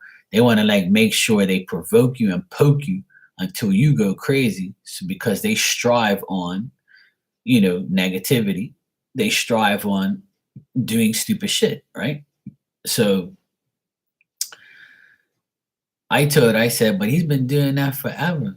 And we just reacted to it because we didn't, we're thinking that, he's going to be okay afterwards, or he'll learn from it, but he didn't. So ever since my sister said yes and get the divorce and fuck you, he's been trying to provoke me and her to go at him because that's what he wants. He wants to be vindictive and narcissist. But I told my sister, look, we have to use reverse psychology. We have to live in silence. We don't say one word to him. Don't say a damn thing to him. I won't beat him up. I won't go at him. I won't fuck him off. I won't say anything. I won't talk to him at all. Right. Your reactions fuel their need for to control. Exactly. Absolutely. And that's what the woman said on the video. And she said, Mark, before I heard this video, you already knew what to do. I said, exactly, because if I have a card in my deck, it says silence is better than bullshit. And when I wrote that card, that's exactly how I live my life. I don't really care about what people saying to me. And I said it earlier. Like if we get a reading about certain people or we do certain things, we should just live in silence. Who fucking cares? Like, because that's what people want. They want you to, like, find out who you are, say something to you. They want to be fed negativity because that's what they live off of. So if you live your life, with being silent, and it kills a narcissist. Exactly. Exactly. So we've pretty much killed him already. We're done. He's fucked. He's pretty much fucked because he hasn't been going after us since. Ever since I wrote the email dissing the shit out of him and telling him about himself and pretty much calling him out for calling me and my sister out about, doing shit that we're not doing. He hasn't responded. His lawyer's been quiet. He's been quiet. My sister said that he's actually been nice at work. Like he hasn't, trying to he's a different person at work. He talks to her for work reasons only, and that's it. So my sister's like, you know what? We got him. Because he finally realizes that he can't get us. And I said, I told you. You just had to listen to me. I realize now that going after people like that is the worst thing you can do. If you sit back and you watch them destroy themselves, and that's exactly what we watched in the past month. In the past month, we said, fuck this. We're not going to give him that. That's what he wants. He wants to provoke me to slap him so I can go to jail or I can get locked up or he can make me look like the bad guy because they want to feel like the victim. When they can't get you, they want to look like the victim. They're always going to be the victim and they're going to tell everybody lies and they're going to tell everybody that they're the victim and Mark and his sister are the worst people in the world. They're corrupting the kids, blah, blah, blah. But see, even the kids don't even say nothing to him. The kids don't speak to him. And neither do we, because we're tired of him. We had enough. So it's good. We don't have to deal with this narcissistic asshole. He comes home, he goes up to his little area. There's a fourth bedroom above the garage which he lives in. So he's separated from the house. So he goes in his area, we're staying ours, and that's it. Fuck him. But she's getting into the narcissistic behavior videos because she says that when she tells her story to her friends, the first thing they say is, "Oh, he sounds like a narcissist." And my sister's like, "Well, what is that?" So she found out what a narcissist is, and she says it's definitely him. And I was like, "I've been told you that. You just didn't see it because you loved him." I don't. So it's good. She's learning. She's learning. Like you said, Paige, she's educating herself. But her friends are helping her because a lot of her friends are divorced. So a lot of my friends are too. We all have friends. Everybody in here has a friend that's divorced or you're divorced yourself. Right? Yeah, Tristan, if you want one, sure. So yeah, she's finally realizing, but she's kind of being hard on herself a bit. Like she said to me the other day that she feels stupid, that she feels dumb, that she actually allowed this to go on this long. And I said, look, you know why? Because you're a good person and you always wanted to make things, right. You always wanted to help him, but you can't help somebody like that. They have to help themselves. I said, you saw me, right? I stopped drinking. I stopped smoking. I stopped smoking weed. I stopped smoking cigarettes. I stopped doing alcohol because I wanted to be 100% spiritual and I wanted to do this work and not be, having it conflict with those three things. So when I gave it all up 5 years ago, I was proud of myself, and I had to do it for me, not for anybody else. I did it for me. So because I did it, I don't feel dumb because I did it before. I don't feel stupid because I did it before. I actually feel happy because I actually bettered my life, you know? Yeah, exactly. Right, exactly. He did manipulate her. And I told her like 1,000 times. Well, she kind of knew, but like she just like thought it's that she had to fix it all the time. See, she always covered him, and he did manipulate her. He used to say to her, "Oh yeah, if you really love me, you'll do this for me." But what the fuck did he do for her? Absolutely nothing. But see, she got programmed, but the program got a virus. It's called Marky Mark's Terrible, and the virus set her straight. I got her on full virus protection. Yeah, exactly, Tristan. You're right. Yeah.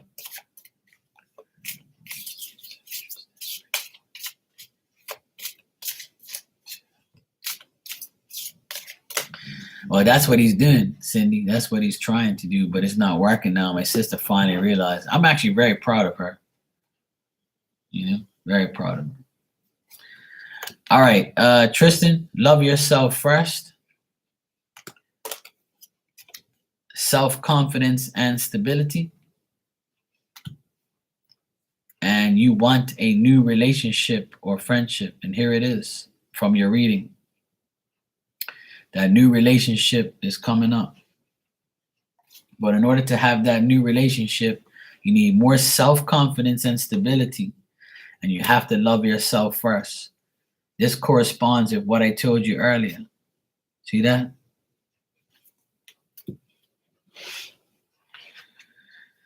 Yeah, exactly, Cindy.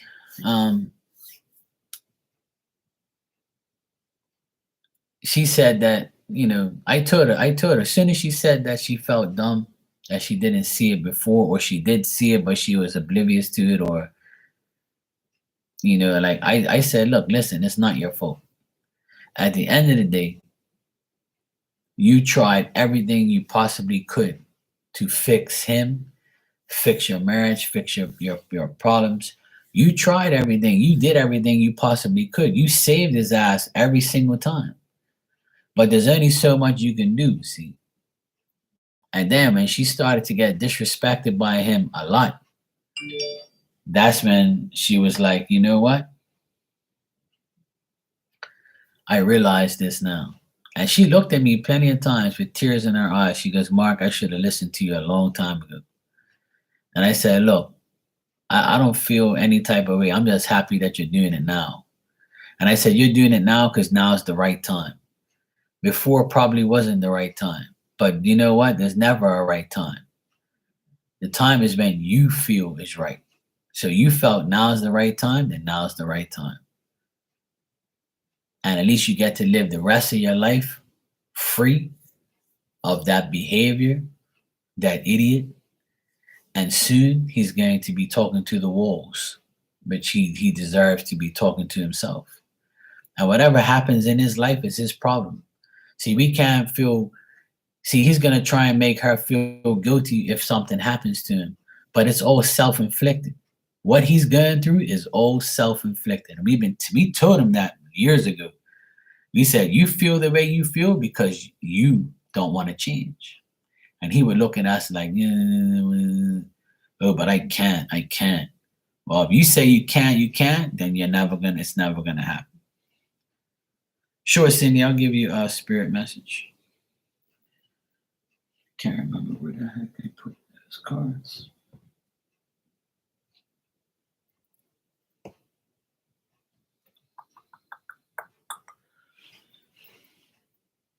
I thought I had them here, but I don't.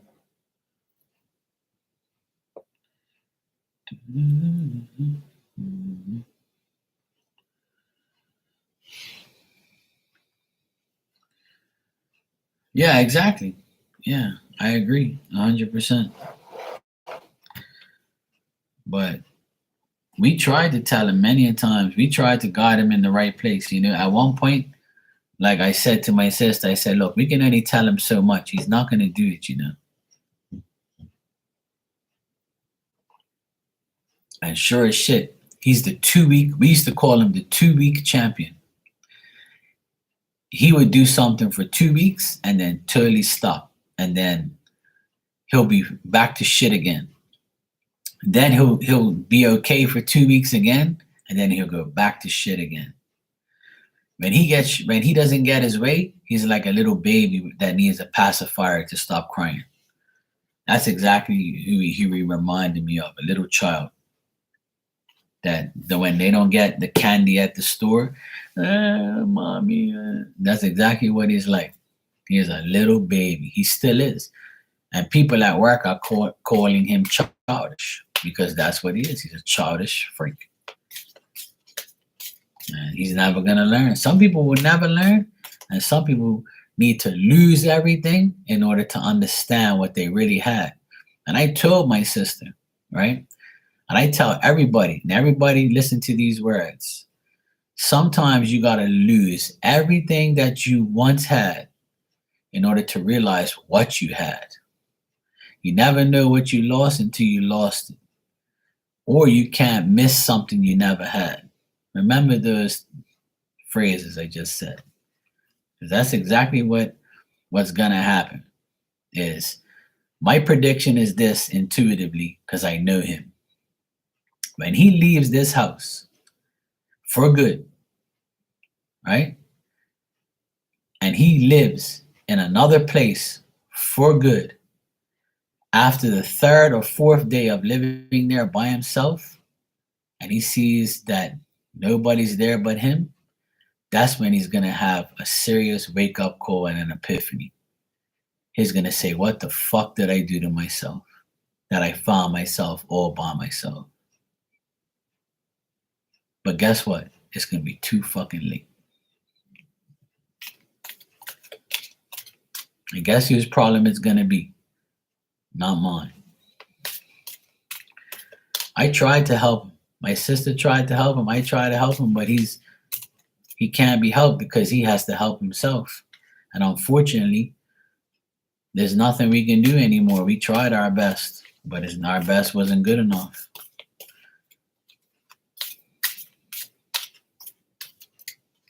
So now we just make our lives better and fuck him.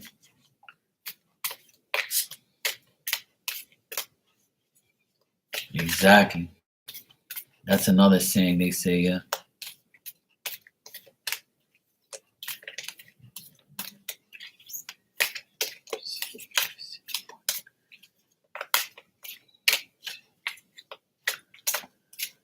Yeah, well, their ass is grass and I'm the lawnmower. That's what I tell them. That's exactly what happened to him. His ass is grass and I'm the lawnmower. And I'm putting it on number 1. I'm cutting that grass real close.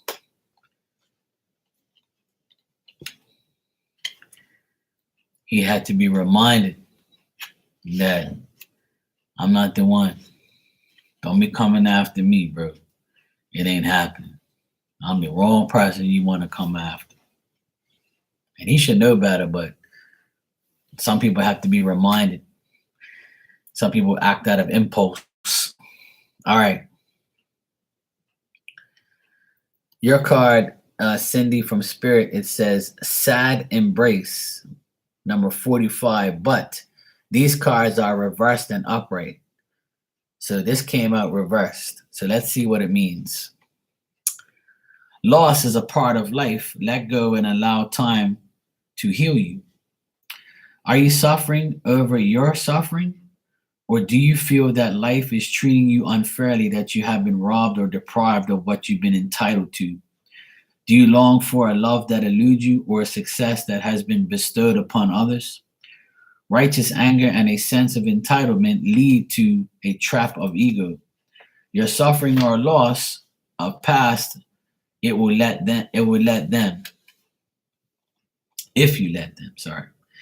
If you hold on to your perception of unfairness, then you'll find yourself in a tight grip, unable to breathe freely. The only solution is to drop your victim stance and embrace the sadness so that it may dissipate naturally in time. Trials and tribulations build character, which is trials and tribulations build character, which is its own gift. Find something to be grateful for and take responsibility for your part in all matters. However painful it may be to sit with your sadness, remember that you are loved and will be never left adrift forever. Have faith, for this too shall pass. You are not a victim, only a traveler on a hero's journey. I like that. It's okay to be disappointed for now, but know that someday you'll look back and see the great value in this experience. So there you go.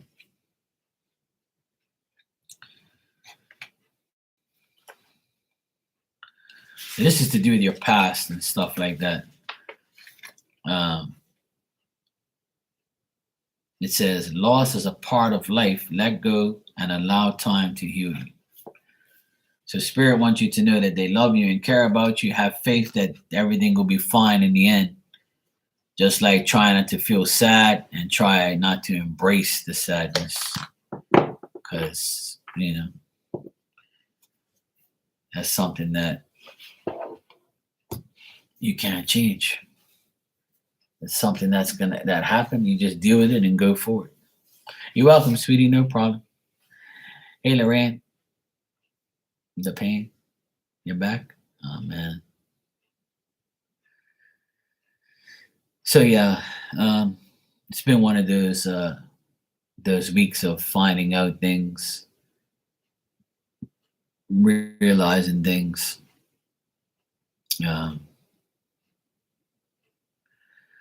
um, it's just the season. It's Pisces season still. Pisces season is still for a few more days. Pisces is in the water sign, emotional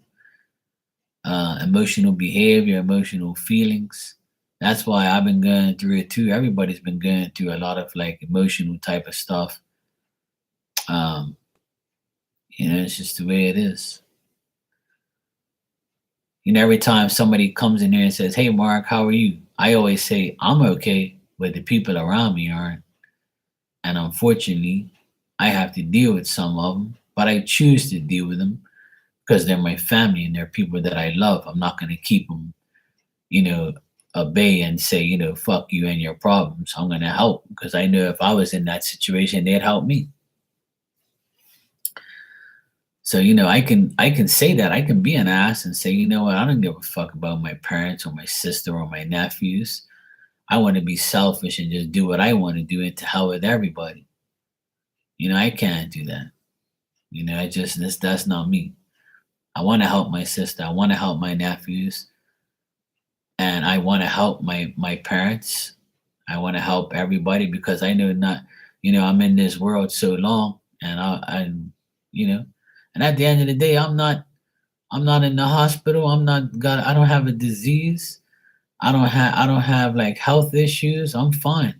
So as long as that's fine, then I know that God's taking care of me so I can take care of everybody else. You're welcome, sweetheart. And I love you too. And I want everybody to know that it's not the end of the world when shit happens. Like, just remember all the good things. Like that card just said. Like you have to, remember all the good shit you have and stop worrying about the bad shit that happened. I used to be one of those people that always dwelt on the past. I always used to think about my past. Oh yeah, this guy did this to me. This woman did that to me. My boss fucked me over. That's why I went on my own. I used to, it wasn't complaining. It was just like dwelling too much on what happened. And I used to say, you know what? What about all the good things that I have? And then I used to question if it was good or not. And then I got to the point where I was like, you know what? You're a fucking idiot. You have a great life. Look where you live. Look what you have. You got things that people wish they can have, and what you want, you'll get eventually. Just, live day by day and see what happens. If not, who cares? Stop thinking about it and allow life to just unfold. That's it. I try my best to keep everything positive and not to get riled up and not to give people my energy. But sometimes I get poked and people, try to test me. So I kind of like, I don't want to like go off and give them my energy. I'll just be like, hey, you ain't gotta talk to me like that, or you ain't gotta do that. And then if they start getting nasty, then oh well, you did it to yourself. Don't make me say it. Don't make me do it, because you're not gonna like it. But it's a learning process. You have to learn from your experiences. You have to learn from people. People are gonna test you every day. People are gonna see your positivity and try to make you negative, try to make you look bad. They're gonna say things to test you. It's a part of life. Like, it's just, people are like that. They're just fucking, always out to get you. Sometimes I tell people that there's actually people that want to see you fail and they get a kick out of it, or they want to see you get mad so they can be like, hey, I got him. He's not so positive after all. You know? Yeah, I mean, that's just me. I have to laugh every day. Even though I've been through a lot of bullshit lately, it's not the end of the world. And I got some good news today. Oh, thanks, Cindy. I appreciate that, sweetheart. You didn't have to do that, but thank you. I appreciate that. Thank you, sweetheart. Um, the guy that committed suicide, my friend, his daughter had the baby today, a baby boy. It's good news, but sad at the same time, But at least she had the baby and nothing happened to her, thank God. I was like, fuck, man. Your dad just committed suicide and you had a baby a week later. So, I feel bad for those people, but at least they got a blessing today. I mean, yesterday she got a blessing. She had it last night. My cousin told me today that she had a baby boy. I was so happy to hear that. So, they lost him, but regained another boy. So that's cool. So, there is some happiness out of it after all. Hey, Ninja, how you doing? Yeah, so, when my cousin told me that she had the baby, I was really happy about that. At least she got some good news. At least she didn't lose the baby because of the dad. I was like happy to hear that. Like, when my cousin said that, I was like, phew. I was really worried about that, because that's not something that you want to do to a pregnant woman. I was really upset when I heard that she was pregnant and she possibly something happened to her because of that. That's a dramatic situation. Your dad committed suicide and you're about to have a fucking you're about to have a baby. Like, but she had the baby last night, so, and I know he'll watch over the baby. Now I'm sure he probably says, and he's been waiting for a boy too. He had two daughters. He always wanted a son so he could take care of his business. But now he has a grandson. So I got some more information about the whole thing, but it's still speculation. So I'm still gonna leave it alone. And I'm still gonna wait till he comes to me.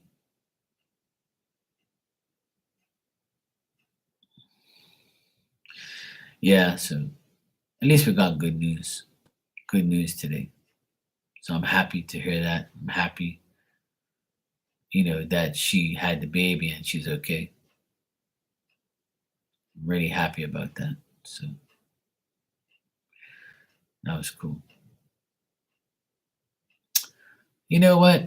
Me and my cousin, we discussed it. I don't Enzo, Enzo. So yeah, my cousin was telling me about it today. My cousin came to give me his,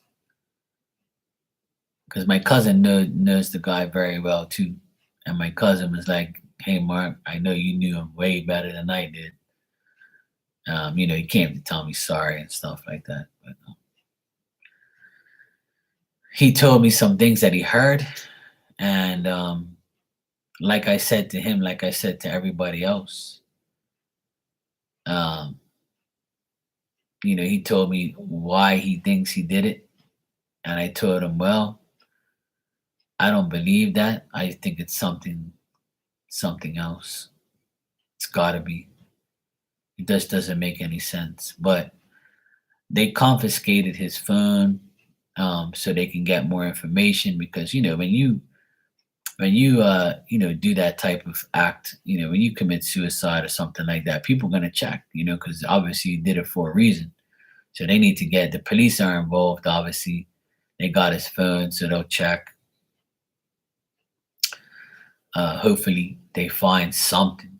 Yeah, they look for reasons. So but my cousin said that, unfortunately, see, he has a business, construction business, and two of his best workers, unfortunately had some very bad medical issues, and it really fucked him up, because without these guys, his business can't operate. And he took it very, very, hard, because he's already been through a lot of death. His whole family's gone except for him and his sister. He had a big family, and his main worker, has a brain aneurysm and can't work anymore, and he's like on life support and needs to be air ambulance out of here, and that costs like 35 grand. And apparently the insurance is like giving him problems. And then the other worker has some type of disease. And I didn't know any of this, I didn't know any of this.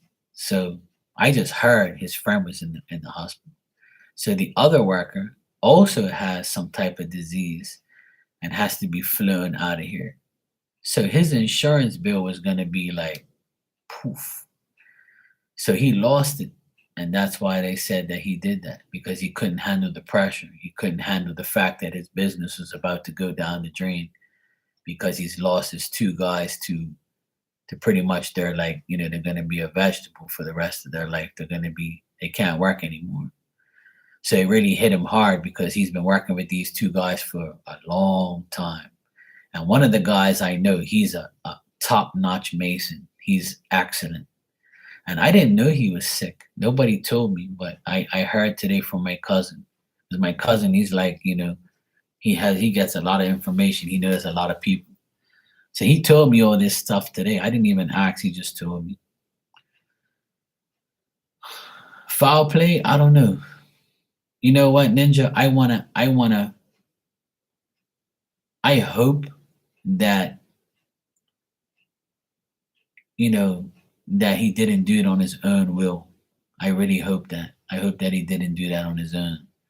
I actually hope that somebody put him there instead of him doing it, because I'll feel much better if somebody actually, beat him and put him there to frame him like he did it. I can't see him actually doing it himself. I just can't. I can't even say I hope that. I just, I don't know. I'd rather hear that somebody, killed him and put him there than him doing it himself. That's what I'd rather hear. Even though that's not that great either, but it's better than taking your own life.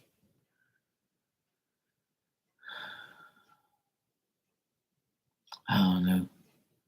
I mean, I don't see how, but I can't talk for him. I can't, like, but all I can say personally from my thoughts is, I know him, and I know he's been through a lot of death, right? But those deaths occurred a while ago.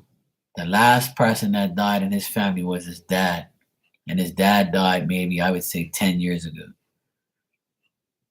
So he's been 10 years death free from family.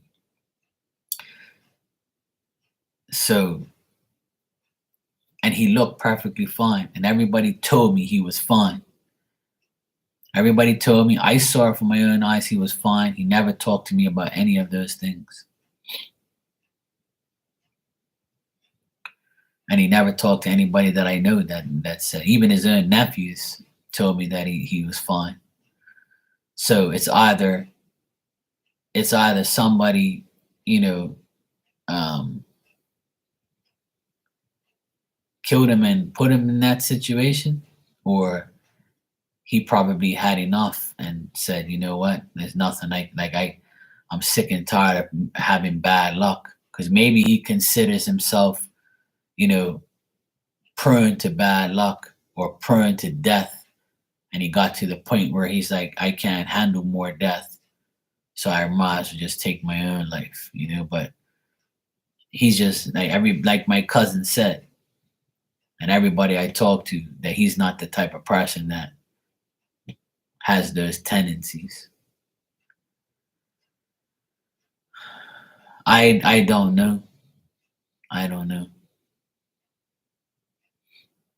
Because the thing is, I told my cousin today that that was the worst thing that he could have done. That was the worst thing he could have done. Knowing that your daughter's pregnant, about to have a grandchild, and if it was about money, which I doubt, but if it was about money, I know for a fact, no business partners. No, he was on his own. And his business was big, but not that big. But I know for a fact that if he needed money, it would be no problem, because the people around him got money. And I know he was financially stable. I know he was. There's no way in hell he wasn't. Because like I said, if he needed money, he would have asked me for money for the stuff that he delivered to my house back in October. A person who's broke is going to make sure they get their money.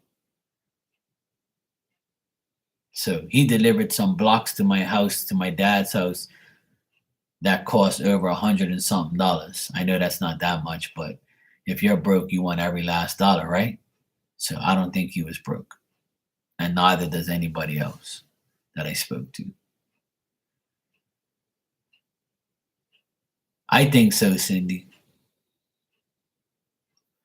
I think so. I think that because my cousin said that he heard that he doesn't have like big insurance to cover those guys going away.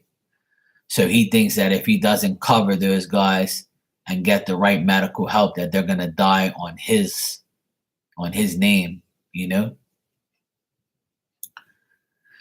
Yeah. So that's what I think. That's what my cousin thinks. My cousin's scenario is, he said, I got a double whammy here. I got two of my best employees. They can never work again because they're fucked, and they have to get serious medical treatment, which I can't. I don't have top notch insurance. But that's still not a reason to take your life. That's the challenge that you have to face when you have your own business. You have to understand that can happen. And that's one of the reasons, and that's the main reason, that I don't have a lot of employees and never want. People always said to me, Mark, you can have a big business if you wanted to. And I'm like, I don't want that. The bigger the business, the bigger the problems. And people want insurance because if you don't have insurance and you're a sick person, you need insurance. So the owner has to pay half and they have to pay half. And a lot of people say, don't take the insurance out of my paycheck. I don't need insurance. And then when you do need insurance, who does it look bad on, you or the employer? It looks bad on your employer because your employer is obligated and by law, they should be paying your insurance. Right? because I think there's a law here. If you have full-time employees, you have to have insurance. And if you have part-time employees, you don't need insurance. But that's the thing, see, you never know when that shit's gonna happen. People get sick from one day to the next. People wake up and they say, fuck, I don't feel well. You go to the doctor says, hey, you got cancer, I'm sorry. By the way, the cancer spread. You're gonna die in 3 months or a year or whatever. You gotta go get treatment. So your whole life is fucked. You can't work no more. You can't do nothing. You have to go get treatment. You have to better your life. You probably won't be able to do construction ever again. So it's a fucked up situation, but it's not enough to kill yourself, bro. Like that's the worst thing you could have done. And everybody's mad at him. I'm not. Because I know that he's been through a lot. And it's no excuse. I'm not, no, I don't know nothing. Apparently the door was locked and his wife was calling for him. Apparently this is what I heard, that the door is locked and the wife was calling for him and he wouldn't answer. So she went upstairs, got the key, opened the door, and there he was. So she went upstairs, called her daughter and the boyfriend apparently cut him loose and tried to save him. And I didn't know that until yesterday. And that's even worse.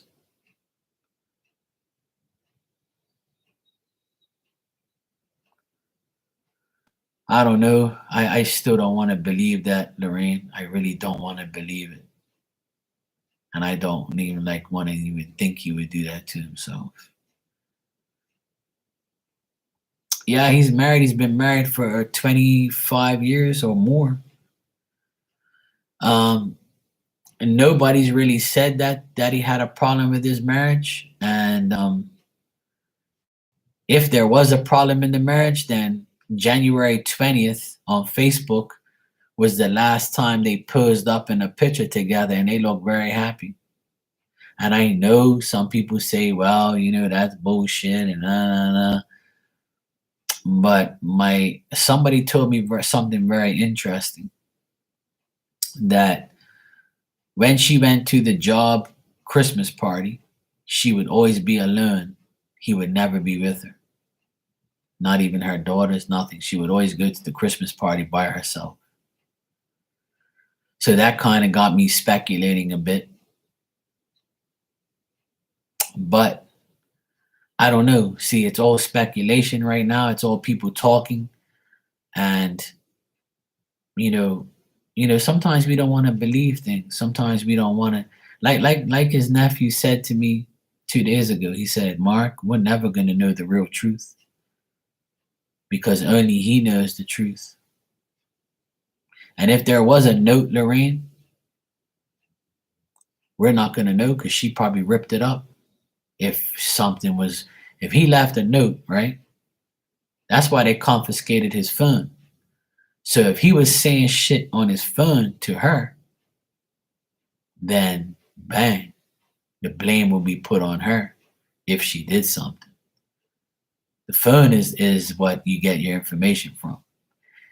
If he did write a note and she read it, she could have threw it away or burnt it. I don't know. It just doesn't make any sense to me still. I'm still like, whatever, I don't know.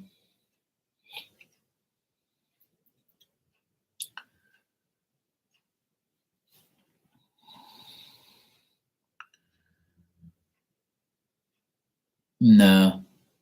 Ninja, I'm not going to do that until afterwards.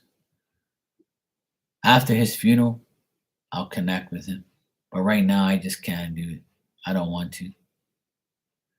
Yeah, I think he will. I know he will. But from what I've heard from everybody, I've heard more information today and I'm trying to make sense of it all. But you know what? I'm never going to know until he tells me himself. And that's if he does. But my whole thing is this is I know him. I wasn't around him every day, but the last time I spoke to him, I didn't get that energy from him. And everybody I've spoken to said that we still can't understand how this even happened. I just don't understand how it can happen from one day to the next.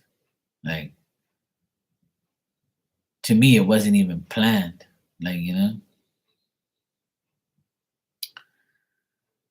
Yeah, exactly. And that's exactly what his nephew said to me. He goes, Mark, I'm not even going to say anything. All I'm going to tell you is I saw him the night before and he was fine. This is coming from his nephew, which is his, like, one of his, those two are always together. They live next to each other for the longest time. That's why I went to the source. See, I was smart. I went to his nephew, which he's been with all his life. And I know I got the energy from that I got from his nephew was the same energy as mine, where we looked at each other and we were like, he said the same thing that I said before I came to him. And I said to my sister, if you were to tell me that he was going to do this, I would say, hell no. He would never do this in a million years. I'll put my life on it that he would never do that shit to himself. He's one of those people that I would say, no, he would never do that. And his nephew said the same thing. And that's what my cousin said today, Cindy. He said, it doesn't make sense, Mark, but there's obviously something going on that we don't know. In order for him to do that, there's something that we don't know. And I can speculate, I can spread rumors, I can do all of those things, but why? You know, I'm trying to figure it out. I'm trying to figure it out, but it's like, you know, yeah, exactly, Lorraine, yeah. And that's what my cousin said today. He goes, well, I heard that him and his wife were okay, but you never know. Like, things change. But the thing is, if let's say this, right? Let's start the speculation. If his wife was cheating on him, which I highly doubt, but let's just say she did, right? Let's say she cheated and he found out the day before he committed suicide, right? Let's just say he found out. You don't have to commit suicide.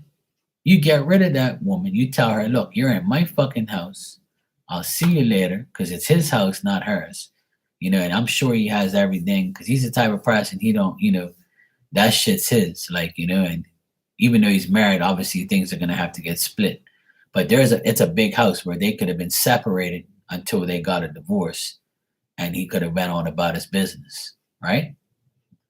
So let's just say that's what happened. That's still not a reason to take your life. Hey, Milk Tea, I'm doing good. How are you? That's still not a reason in my mind to take your life, right? Agreed? And plus, I know for a fact that he would have been okay to just have his daughters, and he'd have moved on from that, because I know he's that type of person, right? So let's say there's no cheating involved, right? There's no cheating involved. And let's just say he did this because of finances. That's still not a reason, because you're sitting on a property worth millions of dollars. So I told my cousin today, it's never going to be about finances, bro. He's getting income from those apartments. He's sitting on a $3 to $4 million property that was left to him. He didn't pay for that shit. It was left to him by his parents, because he was the one that was always helping his parents. So his parents left that shit to him. And his sister has a house that the dad gave her. These people had money. I understand that, Lorraine, but I'm just saying, yes, to him, yes, I agree with you. Maybe to him it was enough to kill himself, but to us, we know him, and if he needed that type of help, he would have definitely dealt with it. You see what I'm saying? It definitely wasn't a money problem. I can tell you that right now, because both of his nephews and the people around him are multimillionaires. So that ain't the problem. I know that for a fact. And I know that he would get money help easy. That's not a problem. I know that. I can guarantee it. I even told my cousin, they've had the best of the best shit for years before we were even. When we were back in the day, they was the ones who had everything. They're the type of people, they always got money. They always got everything. They got BMWs, trucks, boats, bikes, jet skis, go karts. They had everything, and they still did. You see what I'm saying? So it's not a money problem. I don't believe it's a cheating problem. I just think that it was stress, pressure of why do I have to deal with all these deaths? That's what it is. That's what I believe. He locked the door because he don't want nobody walking in on him doing that. So if he locked the door, it gave him more time to get him to that place where he can do it. He don't want nobody walk in. He wanted to make sure the door was locked and try not to stop him. Exactly.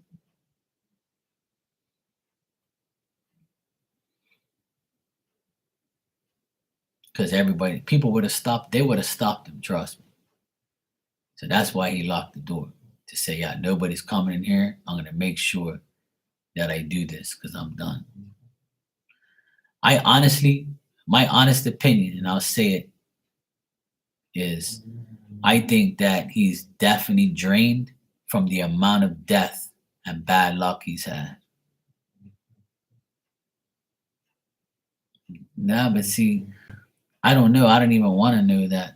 But as long as I've known him, no one's ever said that to me, that he would be that type of person. Even everybody tells me now that they find it hard to believe that he would do that. And if you know you're going to be a grandfather, if you know you're going to be a grandfather, which you are a grandfather right now in spirit, because your child, your daughter just had the baby last night, a baby boy. So you're a grandfather now in spirit, not in physical life. But if you know your daughter was about to have a baby, why would you do that?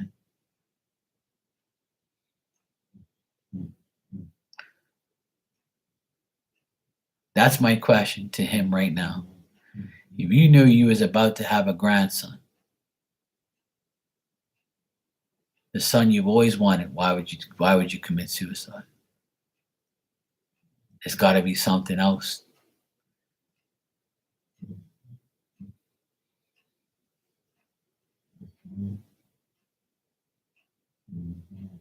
Why would you abandon your grandson and your children? Your daughter's in college. You know, your other daughter lives right next to you. Nah, he wasn't on drugs. He wasn't on drugs. He never did drugs. He smoked cigarettes and he drank alcohol, but he stopped doing that a long time ago because his parents died from alcohol and cigarettes. His brothers died from cigarettes and alcohol and lung cancer and shit like that. So he would not he stopped doing all of that. He's been clean for, no one's ever told me that he's back on that shit or he's on drugs or anything like that. He's not the drug type of person. You can tell when somebody's on drugs. And he was a big dude, you know? So when you're on drugs, you're kind of skinny, you know? If you're on crack and shit, you're kind of going to be skinny.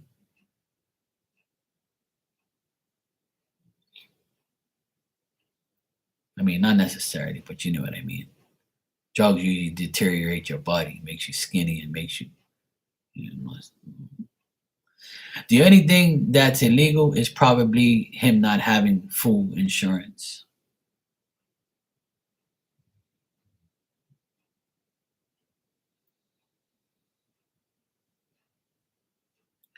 Nah, not money laundering. Nah. The only thing I can think of is like him not having full coverage insurance, and he had to pay out of his pocket for those people to see. When you get air ambulanced out of this country, you got to realize we live in Bermuda. So if you have to get air ambulanced out of here, it's $25,000 to $35,000. And then when you go to Boston or Baltimore, because those are the two places that you go to. You either go to Baltimore or you go to Boston. And it costs at least $25,000 to $35,000. I know that for a fact. It costs that much to get airlifted out of here, air ambulanced out of here. And both of them needed it. So that's 70 grand right there. And then he can get a fine for not having full insurance, full coverage. So that would be a couple more $1,000 and it'll look bad on his part.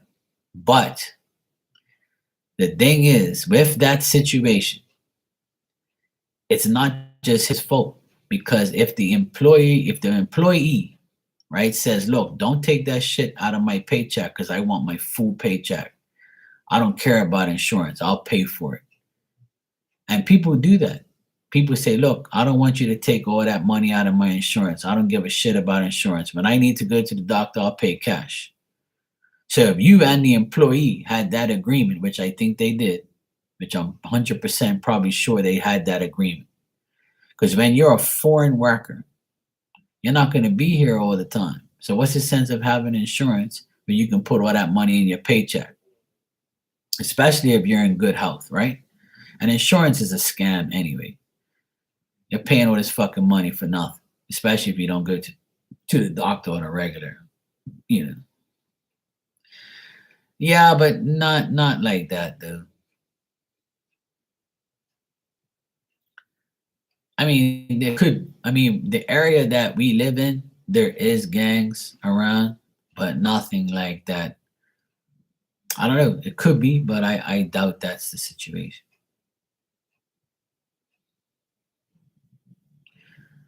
I don't know. Hopefully he had cameras there. Like I said the other day, I don't know if he does. I'm sure he did, but I don't know. I have no idea. I know he had dogs and shit, so he was an animal guy. So he probably had dogs and stuff, so he probably didn't need cameras. He probably had the dogs and shit. So he always had a dog. But I don't know. It's a lot of speculation and it's a lot of unanswered questions. But one thing, see, living here in Bermuda, everybody knows everybody.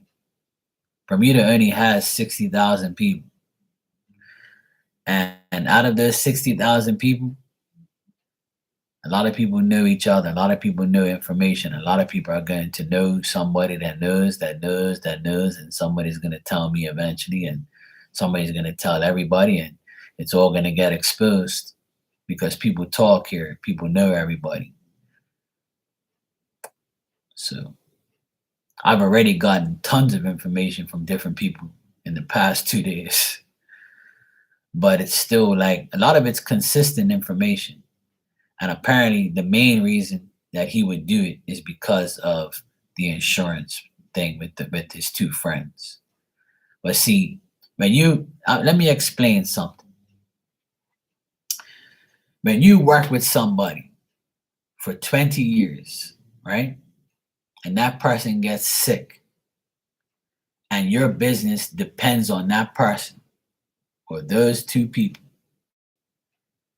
that can mentally drain you. That can mentally fuck you up because you just lost your business. You didn't just lose that person, you lost your business because your business dwells on those people. It dwells on those employees. So without those people, he probably felt like, I'm fucked. How am I going to pay these bills? How am I going to do this? How am I going to do that? So the pressure mounted. And because he's already lost a lot of people in his life, he probably said, you know what? I'm fucked, man. I just can't take this shit anymore. My mom died, my dad died, my brothers died. You know, I see death everywhere I go. I can't take this shit anymore. You know, I gotta look at it through his eyes, through his head, through his feelings. And that a lot of death can mentally fuck you up. You know, it's a lot of pressure. You know, it's like a person who gets bad luck constantly. You know, when you have bad luck constantly, you just want to like, you know, leave the earth because you can't get ahead. And maybe the pressures amounted too much, where he said, you know what, I just can't take this shit anymore, man. Like everybody I'm around dies, so I feel, you know, that that's what happened. From what I hear from everybody, that makes sense. But we all say the same thing. That's still not enough for you to take your life. Nothing is. Nothing's worth taking your life. And he had so many things that he had to look forward to. He could have witnessed his first grandchild yesterday. But he did, but in a spiritual way, in a spirit form.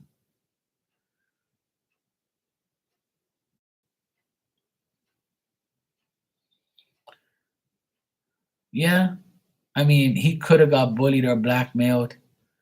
He could have had a serious mental illness. Those are all possibilities. But when I talked to his nephew, I didn't get that. I didn't get that. Even he said the same thing. Mark, I don't know what to tell you. I'm still trying to process this because I would have bet my life that he would have never took his life. And why would he? So we're all in the same boat. And if I'm getting that, I got the same thing that his nephew got. That this doesn't make any sense. So there's obviously something we don't even know. The people that are closest to him don't even know. Well, one of my friends said that he always had a poker face. What does that mean? You never know what he's going through, right? Because he's always got that poker face. And that was a good way to put it, because he does. I agree with the person.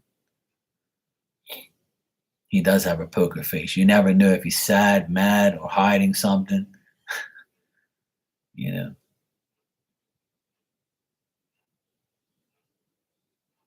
I don't know.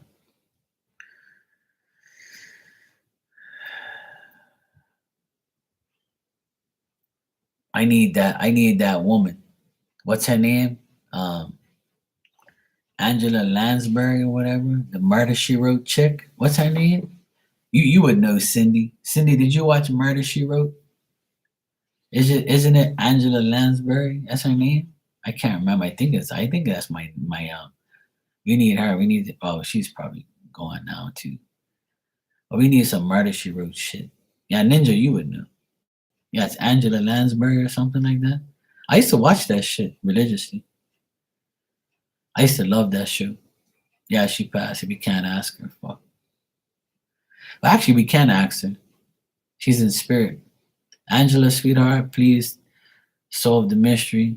Let's get this shit. Let's do it.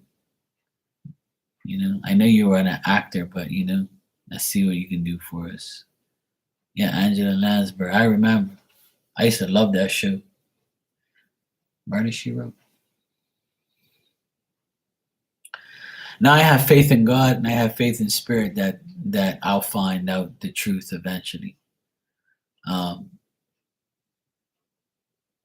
I just want everybody. I just want him to. I've been begging God to spare his spirit and his life, and I hope that even my mom said it today. I hope that God puts him in a good place and forgives him because he really is a good person, you know. And I know he didn't deserve what happened to him. I know I'm sure he probably regrets it, but at the same time, it's too late. But I beg God to spare his spirit and spare his his decision, and I hope God puts him in the right place, because that's one of the biggest sins in the world. and it's something that's not forgiven. It's not really a forgiven sin. But I'm begging God to help him, to make sure he doesn't go, to hell or anything like that. He doesn't deserve that because he's a good person.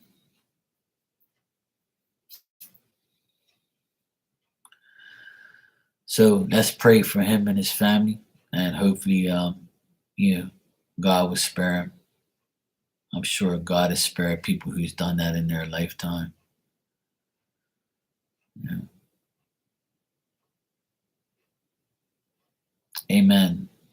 Thank you, Cindy. I appreciate that.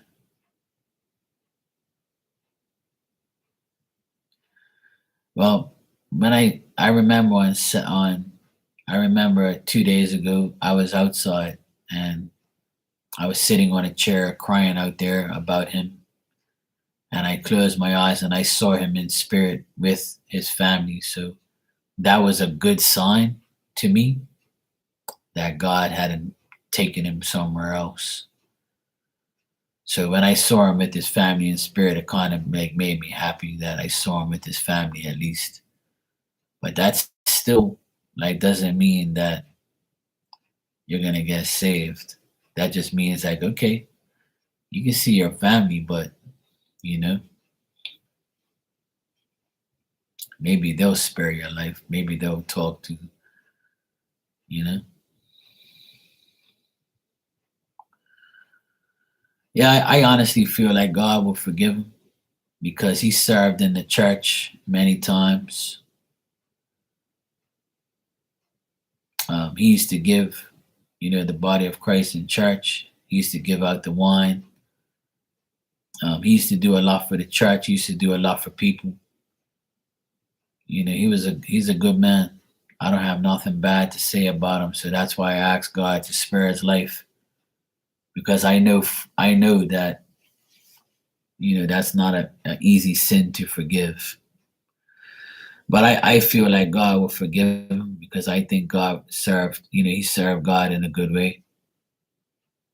Yeah, you're right. God forgives to a certain extent, in my opinion, but there's only so much that you can forgive. So that's one of the things that is not really forgiven in the church because they won't even allow you to have the funeral in the church.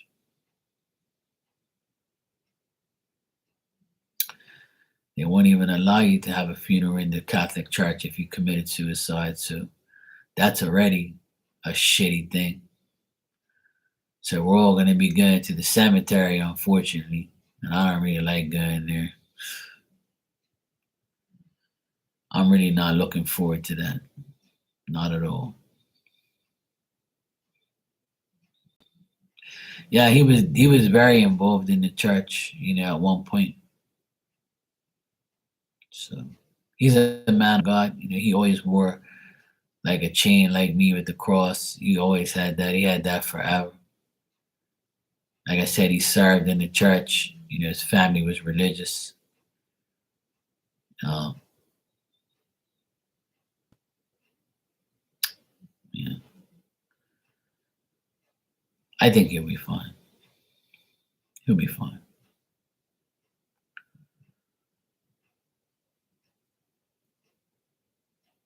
Yeah, I mean, I'm okay now, Cindy.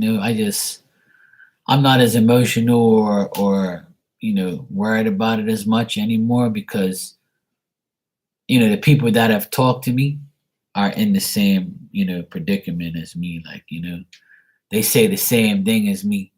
They're like, hey Mark, we know you were close. You guys are like family. Don't worry, he'll be fine. And this and that. And I don't think that you know it's anything to be really there's nothing we can do. We have to move on. I don't even get emotional over it. All day today I've been fine. I just can't believe that it's happened. Hey Sugar Lynn, how you doing? You all right, sweetheart? How you been? Thanks, Cindy. I appreciate all your love and concern. I appreciate you being here. I appreciate everybody, giving me their condolences and things like that, and supporting me, and telling me things, and that's all great. I appreciate that, but doing mediumship, I know I'm gonna get the answers. That's why I never worry when somebody passes away. I know at the end of the day that I will get the answers. Hey, Philomena, how you doing? I'll get the answers I need in due time. Right now, I don't want to really bother him in spirit. He's with his family.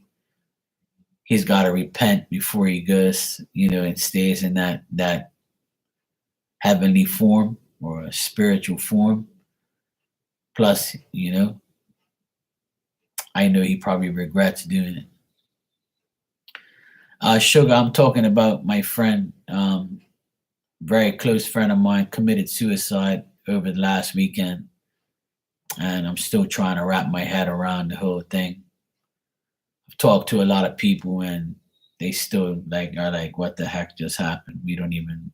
We can't understand how it even happened or why it happened. There's all speculation right now, so unfortunately, it's been a shitty time for everyone. Thanks, sweetheart. I appreciate that. I appreciate that very much. But I'm okay. I'm a lot better today than I have been. I've been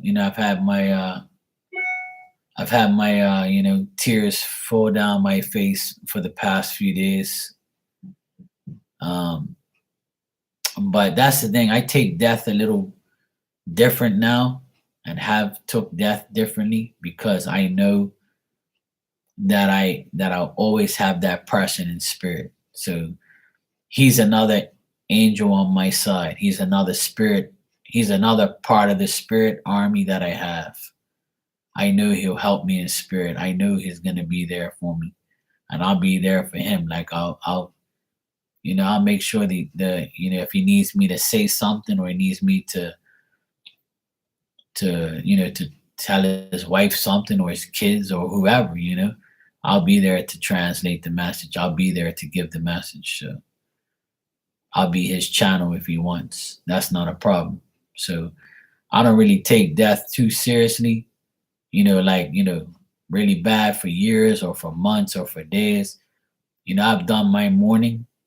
I just want answers now. I just want to find out, you know, why. It just doesn't make any sense. But I just hope it's a good outcome. I hope that, God forgives him, and I hope that, his family forgives him and realizes what he's gone through, like I have. So, at least spare him some. There's no excuse for it, but at the same time, you never know what somebody's going through. So I never judge people for everything they do, but I'm angry that he took his life, because I know he would have helped him. I know he would have. So anyway, it's life. He's not the first person to do it, and he won't be the last person to do it. But if anybody ever has suicidal feelings, please come talk to me. Please talk to people. Please don't do that. There's always a way around it. And don't tell me there isn't. There is. Life isn't going to be that bad where you have to do that to yourself. And whatever you need, you can come talk to me anytime you want.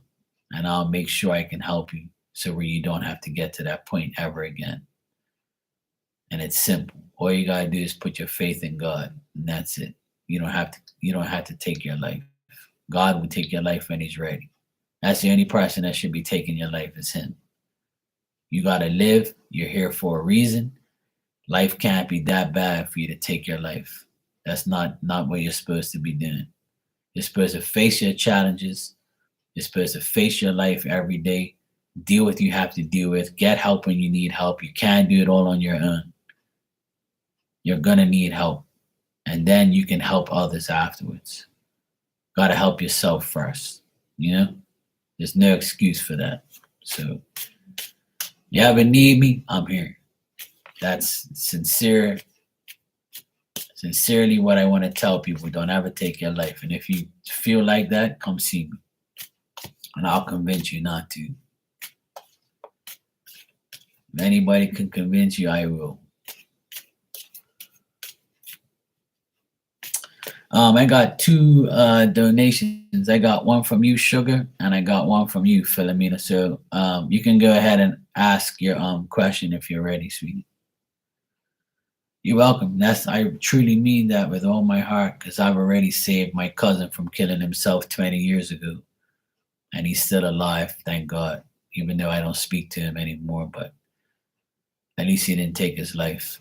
And I'll try and save anybody I can. But I'm not Superman and I'm not God, but I'll make sure you understand that it's not your job to kill yourself. It's no one's job. That's no.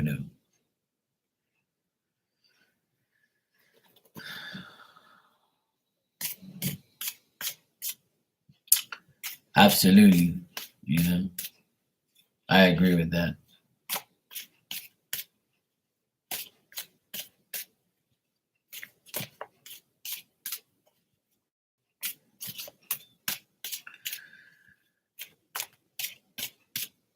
You know what? That's a good way to put it, Sugar. The divine intervened in my attempts.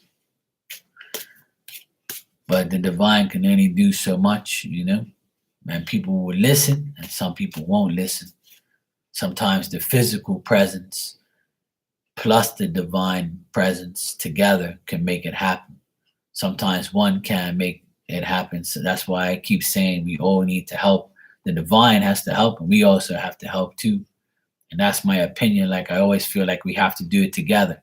It's like when I read for everybody in here, I do it with the divine, I do it with spirit, I do it with God, I would do it with these people so I can make sure I get the right answers for you. We can't always do it by ourselves.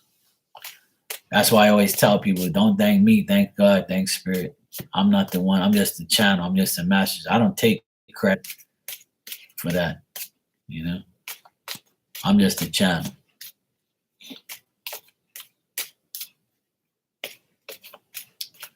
All right, Philomena, you said you went for an interview today. Will you get the job? They said they will call Monday or Tuesday. All right, let's check.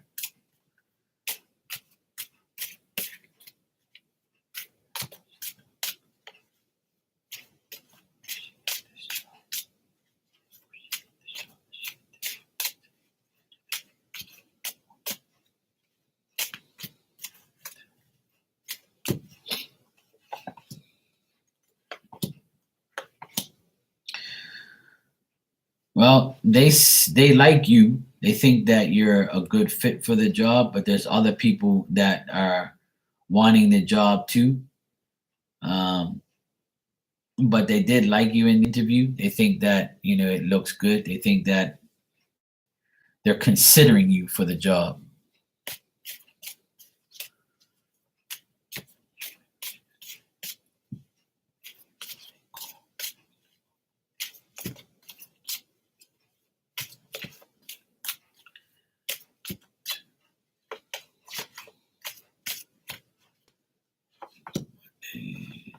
Okay, I'm getting that they're gonna call you on Monday and tell you about what their decision is. I think they're gonna call you on Monday. I get Monday, not Tuesday. I get Monday.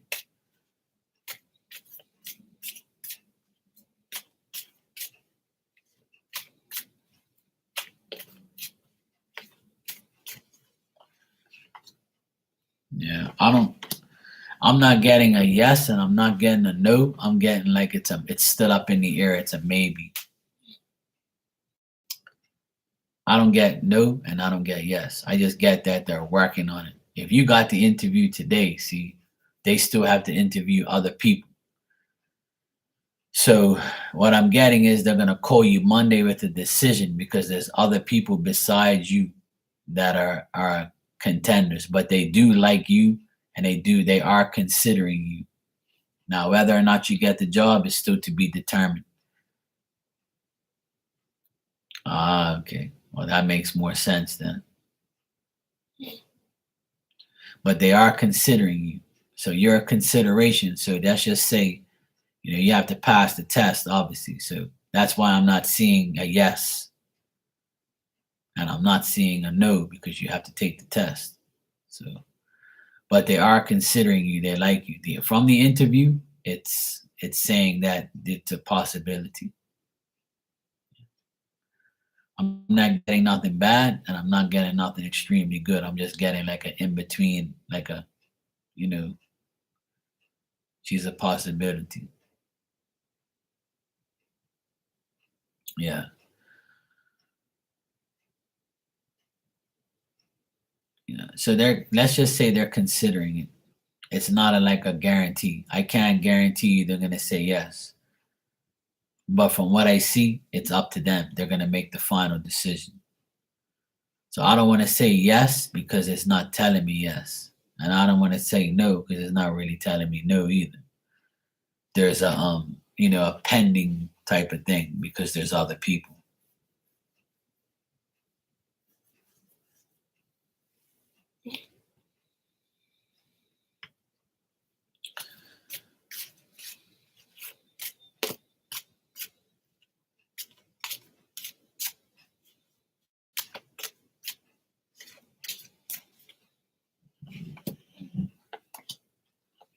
Yeah. See, I just don't get anything like concrete, but I asked if they're gonna put you through school. It says that it's a consideration. That the good thing is they think you're like a fit for the situation. Like they think you're a good person for the job. The interview went well in their eyes. They think that it's a possibility. They're still rapping, they're trying to get it, thinking about it.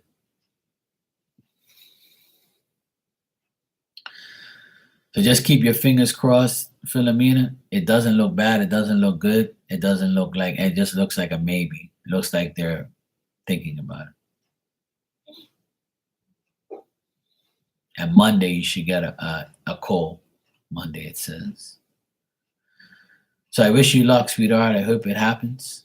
But I can't guarantee you that I see yes or no.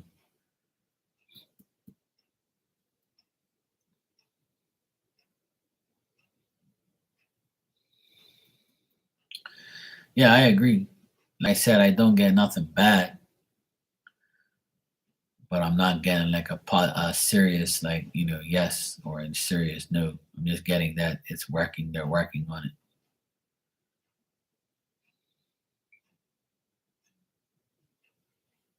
But that's good though. At least you're considered by them. If it was an outright no, I would have told you. But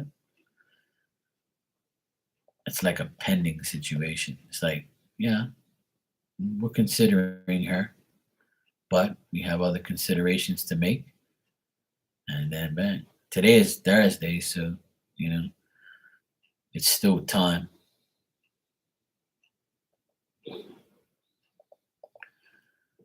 Sugar, you need anything, sweetheart? I see you donated, Sugar. Thanks for that. I appreciate it. You can ask your question or whatever you need.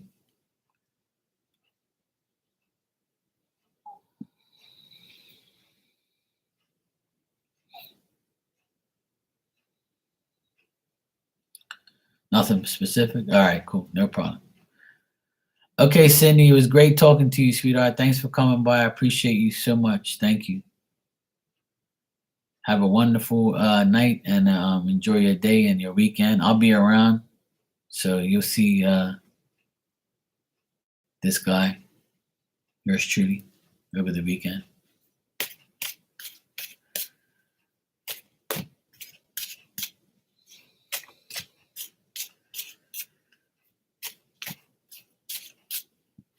All right, sweetheart. Take care.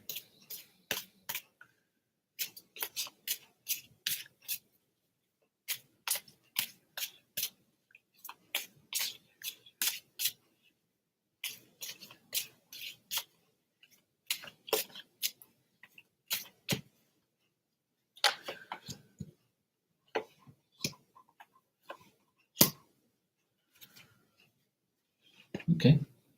All right, sugar. Let me see.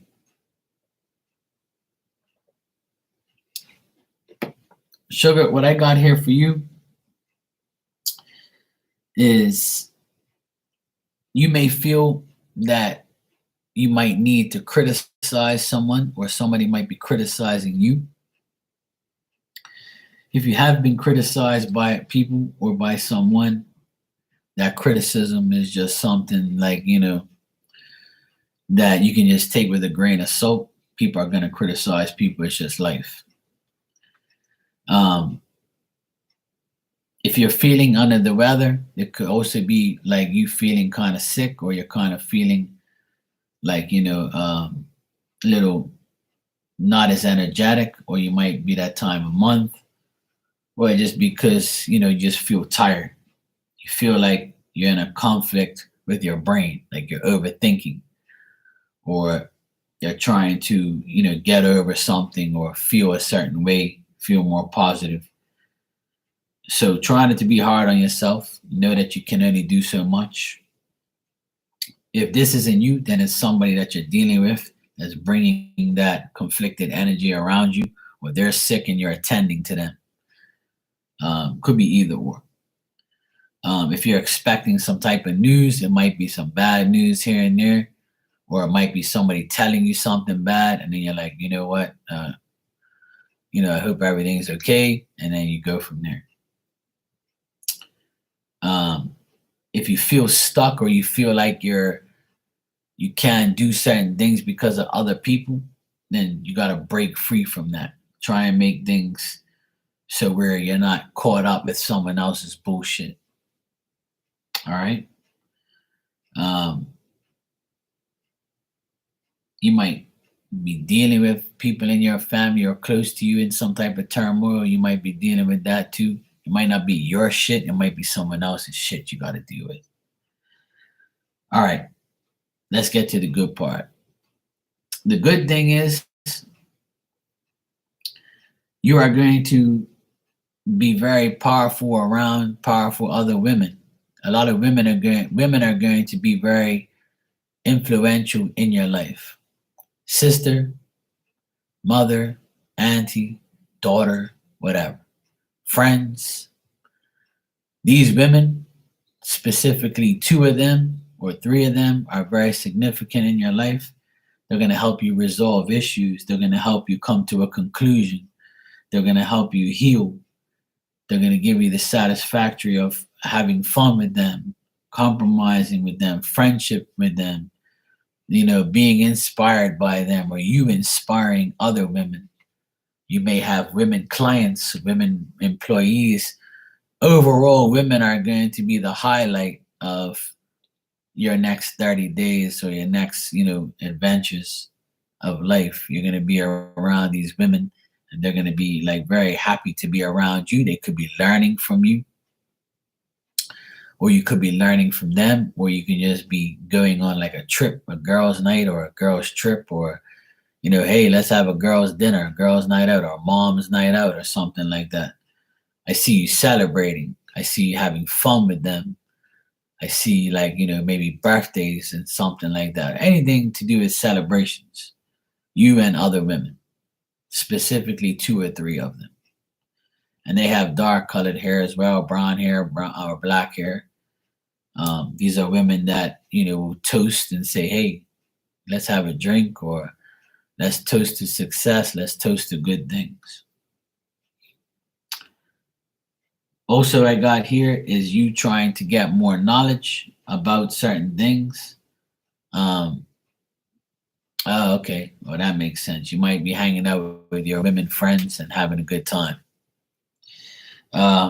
You also, what I'm getting here is you want more knowledge about things. You want to be more knowledgeable about a certain situation. You might be, studying or something like that, or you're getting to a point where you have the knowledge, so now you're going to use it to self illuminate yourself, self illuminate self, doing things for you, like more. You're going to feel more self confident, and instead of being in self denial. um I would say also to be discreet about the things you do. Don't tell everybody, and don't tell the world, and don't tell social media. The more you keep things to yourself and just tell those specific women in your life and not the whole damn world, then you'd be fine. If you're not that type of person, it's telling you don't be that person now. Just take caution in whatever you do. And meaning like if you have to withdraw from saying too much, then do so. If you catch yourself telling somebody too much, withdraw from doing that. Another thing is that you could be like working really hard, or you could be feeling that you may have a lot of things on one end, but you don't have the things that you really want on the other end. So you're trying to find a balance. You're trying to find what's right for you and what's right for the people that you love the most. Try not to like be too aggressive or try and think that's a competition between you and these other people.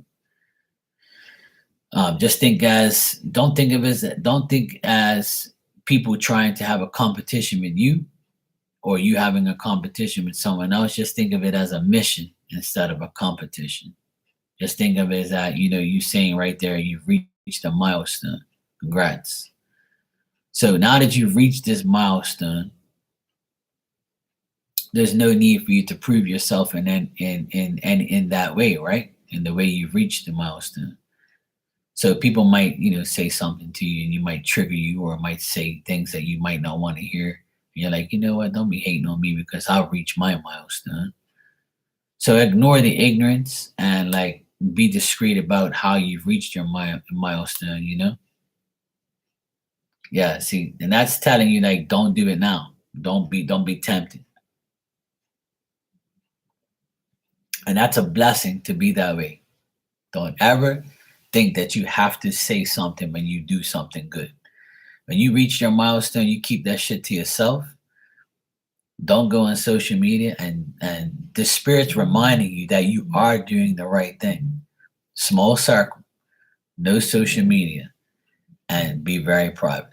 It's telling you to continue to be that person, even though you might be swindled into thinking. Your mind might be saying, hey, just put it on social media. Let people know you're happy. Fuck that. You're doing the right thing. So they're telling me that your intuition is right. So you celebrate amongst your small circle. So now that you said that, it makes more sense of what I see in the cards. It's telling you to celebrate in your small circle. You don't have to do anything on social media, and you can be private still. So even if you've been told to do otherwise, you're not doing it because your intuition is telling you, and your mind's telling you, no, I don't have to do that. And spirit's confirming in it now. So there is celebration coming up. There is your friendship with the people around you will get stronger. Just like hold that light up and say, hey, I'm going that way. And that's the way I'm going. And ain't nobody gonna get in my way. And if you have that mentality, then you'll succeed. You'll get what you want. You will be celebrating in the next 3 weeks and getting to that point of, feeling that you don't have to live in denial anymore of your own self.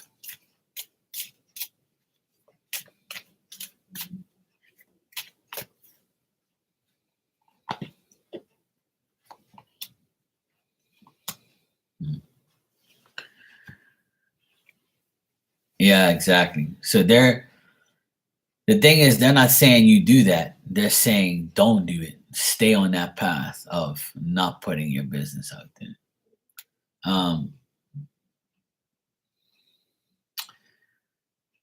I've put some extra cards here just to like get some more information. Um, there could be like a man that you are that you once dealt with. It could be an ex. Could be somebody that you don't like, somebody that's around you that's pissing you off. It's a man who causes conflict, causes selfishness, causes sadness. This person is still around you or still going to be around you. This person you could have got a divorce from. If you've never been married, then it's somebody that could be a family member, could be somebody, a friend of yours that you might hear about. It's just a man who is like wanting to cause harm or cause pain, or like somebody's that delusional that like, oh fuck this idiot again. Somebody who is like a hypocrite. You could be like dealing with this person. I get the type of energy around you, like, you might deal with somebody that you don't want to deal with.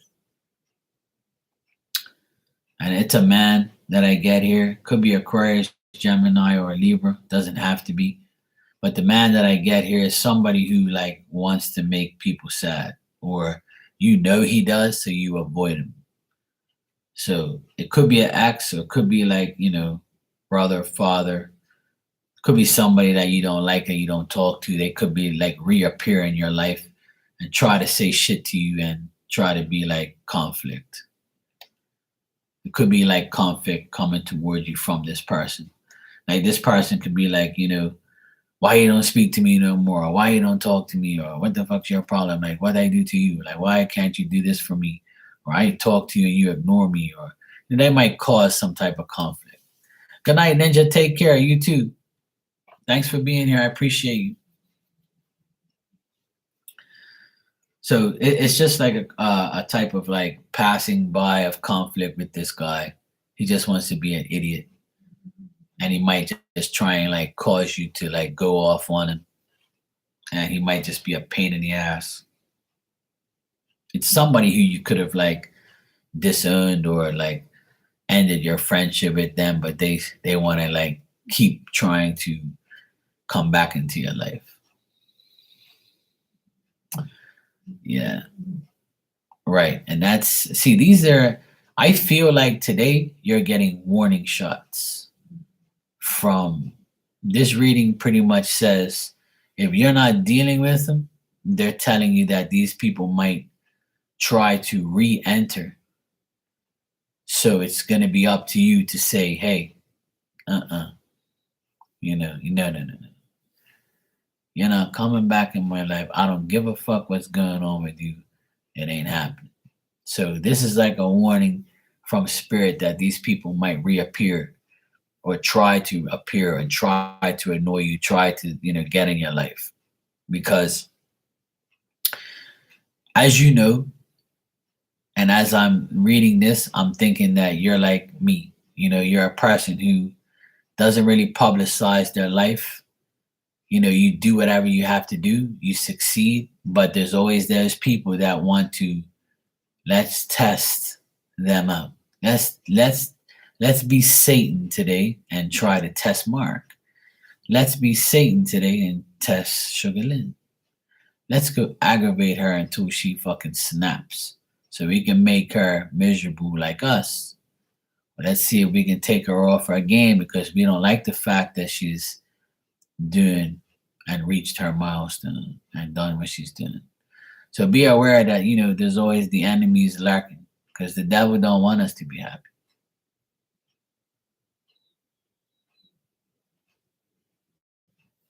Exactly. But don't be surprised if they resurface, because that's the type of energy that the cards are showing me. Like they might resurface and try to poke you again. So be aware of that. Hopefully they don't. Even if they don't, they're thinking of it. And Spirit just wants to remind you that, hey,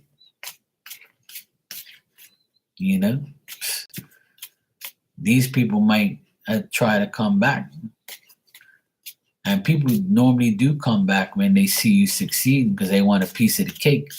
Or they think that, oh yeah, they're succeeding. Let me see if I can get something for nothing. It happens to me all the time. And I'm sure it happens to you too. Happens to all of us.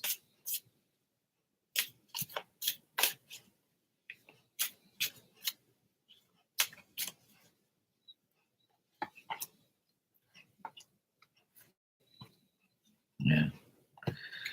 If you're looking for like an offer from someone, like somebody might offer you something.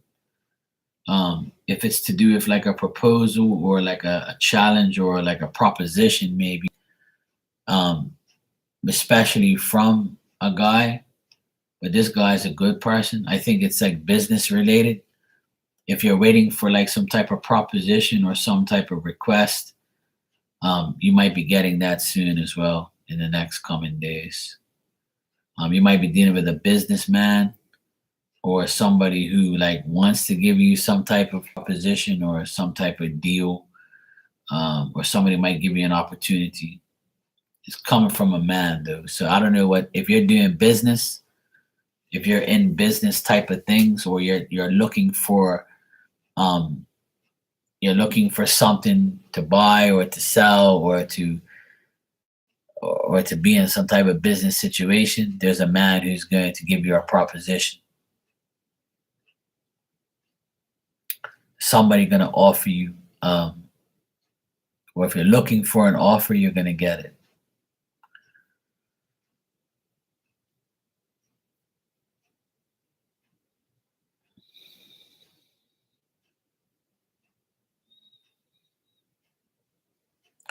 Like the person might have a beard. The guy has a beard or something. I can see somebody like with a beard, and they're gonna like they have like a proposition to offer you, or some type of deal or something like that. I don't know. I can't really see too much, but it's like it's telling me like the person wants to offer you something, or they might ask you some questions about business related things, work related things, and they might be like be able to help you out. If you're looking for help in business, then somebody, this guy can help you. So there's a little bit of everything there. Like I picked up on a lot of different energies, past, present, future, all sorts of things, like all sorts of like people. You should be dealing with a lot of people, women and men, good and bad, like we always do. Yeah. You're welcome, sweetheart. No problem. And thank you as well. I appreciate you. When are you going live again so I can catch up with you?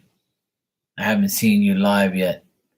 I barely missed you the last time you went on live. Because when I came up, when I woke up and I went on YouTube, I was like, it said you had been on. And I'm like, oh, fuck, I just missed her.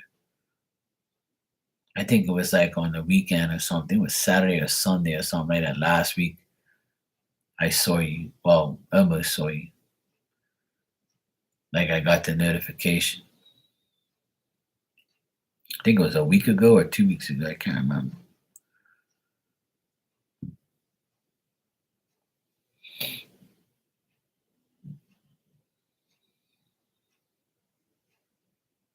Saturday? Okay, cool. I'll make sure that I hope to see you so I can come in and visit.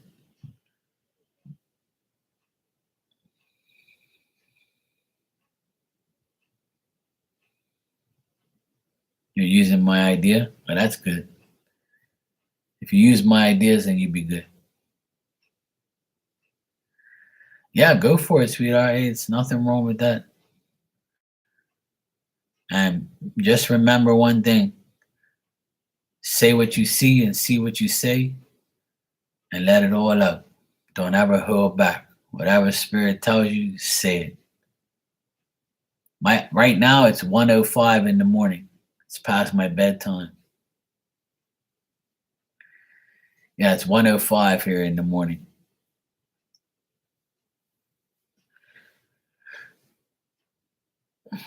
I think that's why I missed you, because I think I'm ahead of you by a couple hours. If you're on the West Coast, you're 4 hours ahead behind me. Oh, okay, well, you're an hour behind. Oh, that's good. Cool. Yeah, West Coast is 4 hours behind. East Coast is an hour behind. Midwest is 2 hours behind. Yeah, so if you're East Coast, you're only an hour behind me. That's cool. So that's cool. Yeah. Yeah, go for it, sweetheart. You know, I'll come and support you for sure. You know, I'll tell my friends you're on. Just like you told me, just say, yeah, schedule it and I'll let people know. I love to come and join the live and see how come in there and lively up with my nice energy. I don't mind. I like seeing everybody and supporting everybody. You know what I'm saying? Everybody comes in here and supports me all the time. I like to support people that support me. It's just a part of my life. I like to do that for everybody. I like to help everyone. I'm not a fucking hater, I don't hate on none of my psychic friends. I always feel like we all can help the same person in different ways. That's how I always feel. I always feel like you can get the same information or more from another person. So if we all say the same thing, then you're doing the right thing, or it's the right situation, or you're getting the right answers from the right people.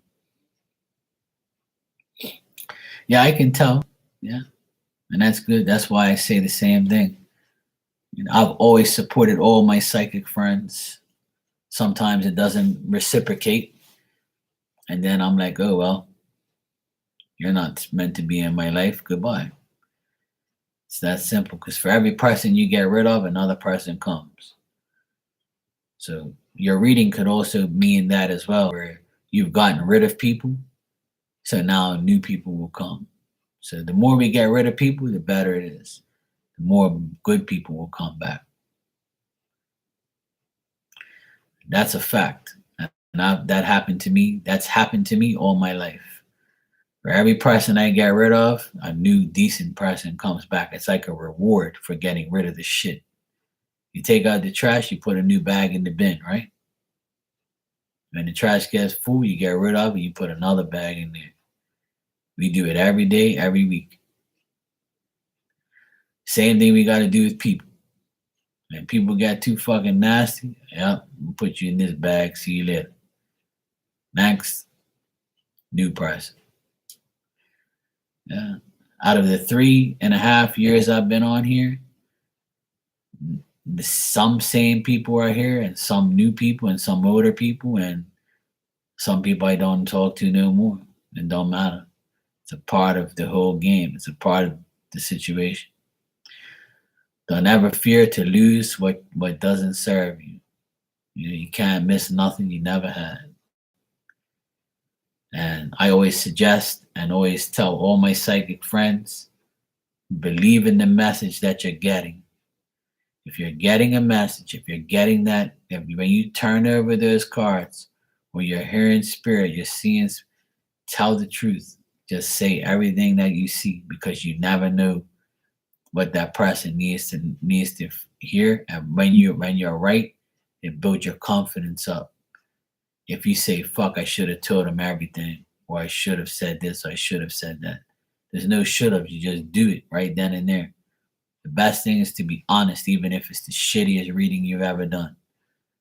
That person would thank you at the end of the day for being honest. That's where I've gotten to where I've gotten today. Bad or good, I'm going to tell you. It's just life.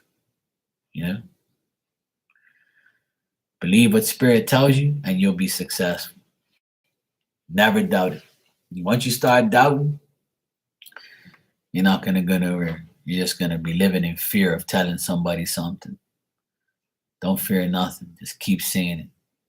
You hear it, believe it. You're hearing it for a reason. Now, if you don't, then spirits can be like, this mofo is not listening to me. I'm trying to tell them that this shit's fucked up. I'm trying to tell this person that it is going to work.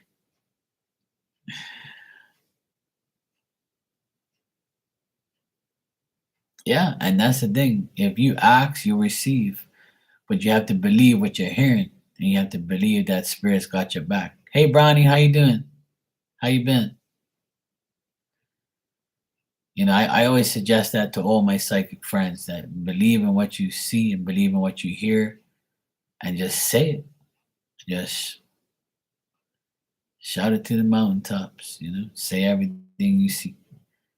And that's what gets you where you are. That's where you're gonna be a great psychic and a great channel and a trustworthy channel for someone to listen to and someone to get readings from, and it builds success. Yeah, I'm doing good, Bronny. I'm seeing a better days, but I'm good. I think I deal with everybody else's shit but my own. But it's all good though. I'm blessed.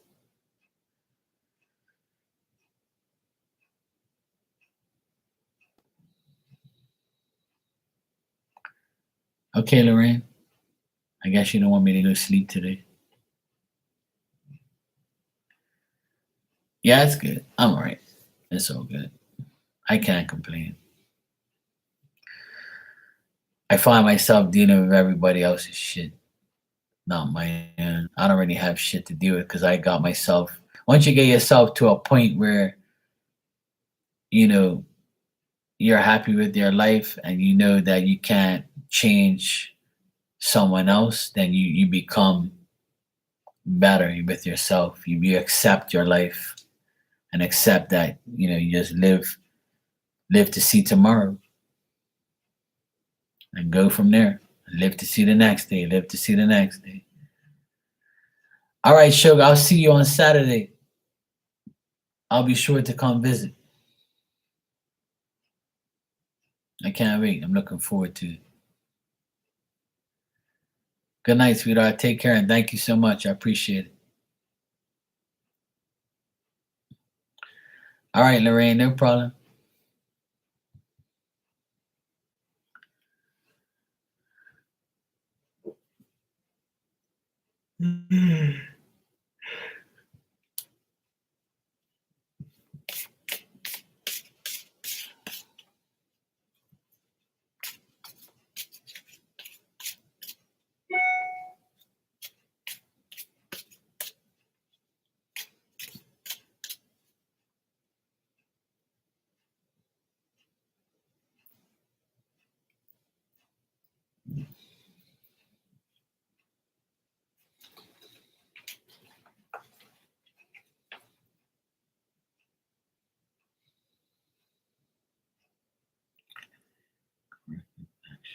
Trying not to get fired. I'm just scared of where. What's a corrective action? You got a corrective action? What does that mean? Like they had to tell you something because you were doing something wrong? Oh, like a warning. Okay, I got you. Yeah.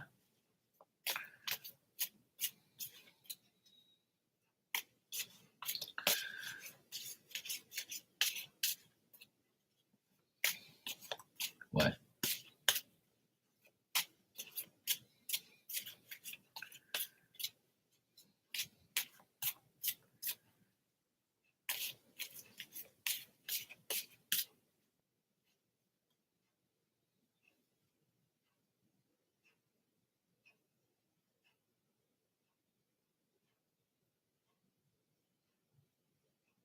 Oh shit.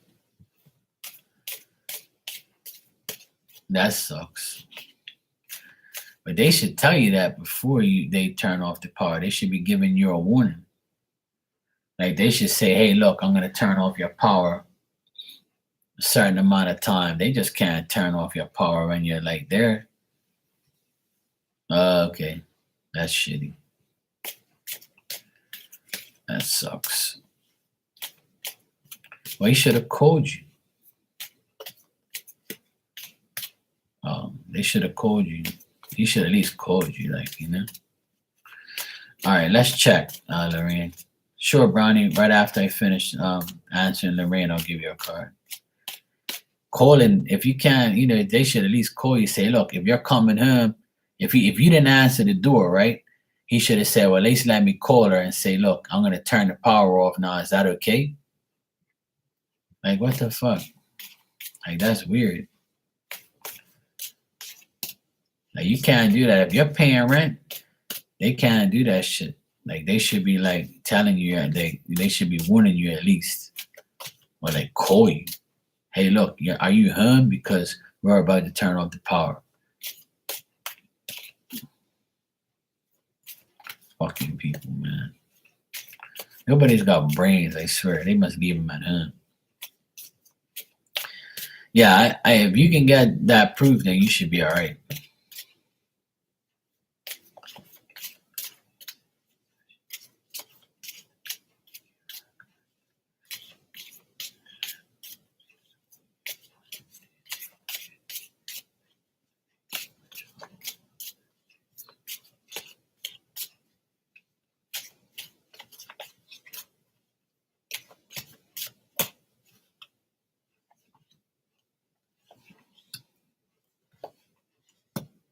Yeah.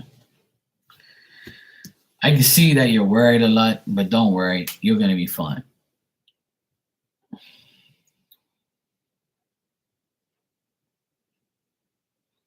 Yeah, I think you'll get that.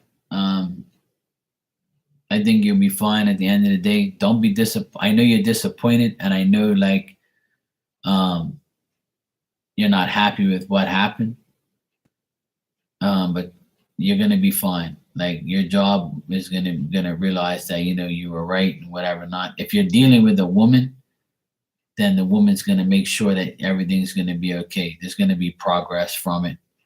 Um, because you took the initiative to get the information, they're gonna be like, okay, yeah, she's cool. We thought that she was careless or thoughtless or being stupid, but they're gonna realize that you were right. And if there's a woman that you deal with, the woman's gonna get you the information, and it's gonna be successful, and you'll be fine. You're not gonna lose your job. I don't get that. Yeah. So if your manager is a woman, so she's gonna make sure that everything's fine. She knows that you're a good worker, and she knows that you're doing what you have to do. She'll take the necessary actions. Yeah. I don't get nothing bad. I get that you're gonna be working there for the next 30 days at least. I asked for the next 30 days how his job gonna be. It says it's fine. I think it's just more in your head, and it's more like a mentality thing, worry. Um, I just think that this is just a temporary feeling, and you'll be fine afterwards. Try not to think about like, yeah, I know you do. That's why you're asking me. But try not to worry because I don't see nothing bad happening. You're not gonna get fired. I don't get that. I mean, I can't guarantee that, but I don't see you getting fired. I see that your job is going to be fine. It's just a matter of like, dealing with this woman. I think the woman is going to be the key factor in finding out what's going on and getting the right information.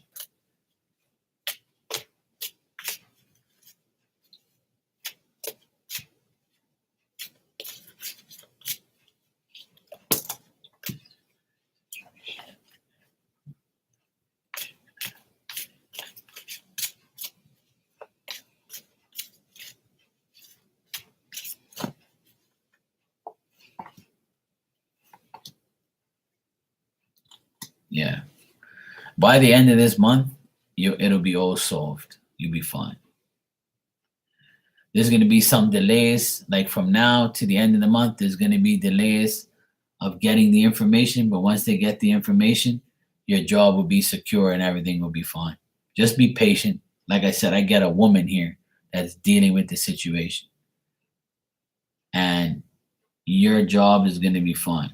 There's the only thing here is there's like a little dispute over what's going on. Like they're kind of like pissed that this happened, so it's going to be a little delay here and there, and it's going to be like you might feel like you're going to get harassed about it, and don't feel that way. You're going to be fine. Your job is secure. It doesn't say that you're going to get fired, and it says that a woman is going to be very patient and find out the necessary information. The only thing I get here is a little bit of delays on getting your information, and after that, it's going to be fine. I don't get nothing bad, to be honest, Lorraine. I don't. I think you'll be fine. It looks fine.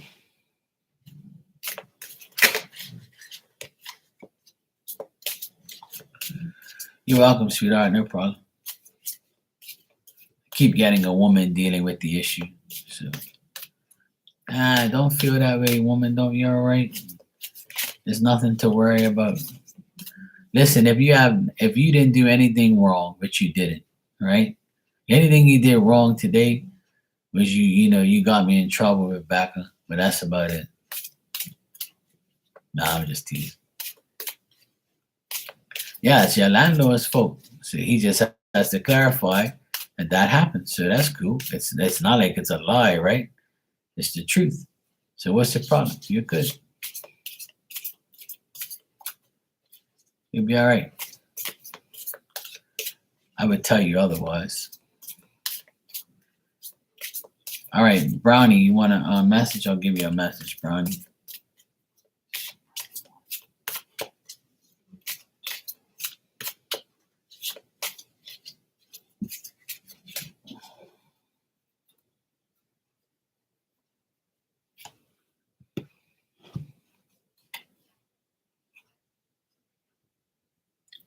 Yeah, exactly.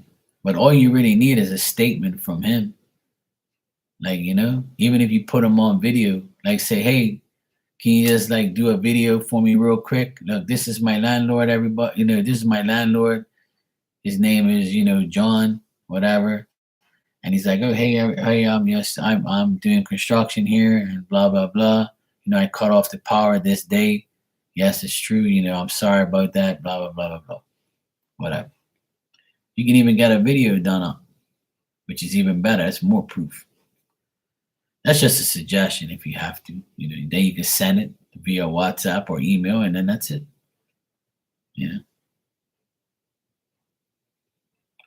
He gave me a statement on a typed document, and they couldn't take it. What the fuck?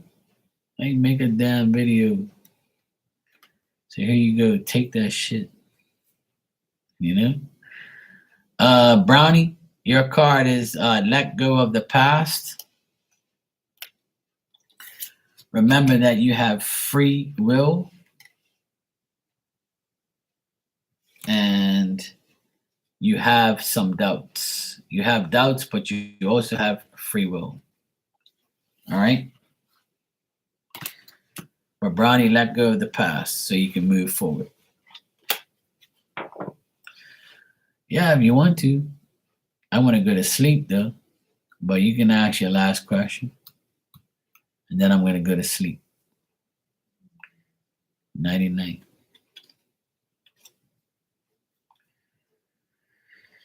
I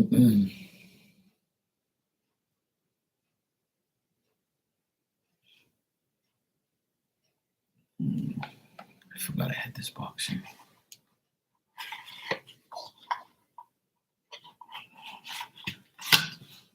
Yes, I got it. Thank you.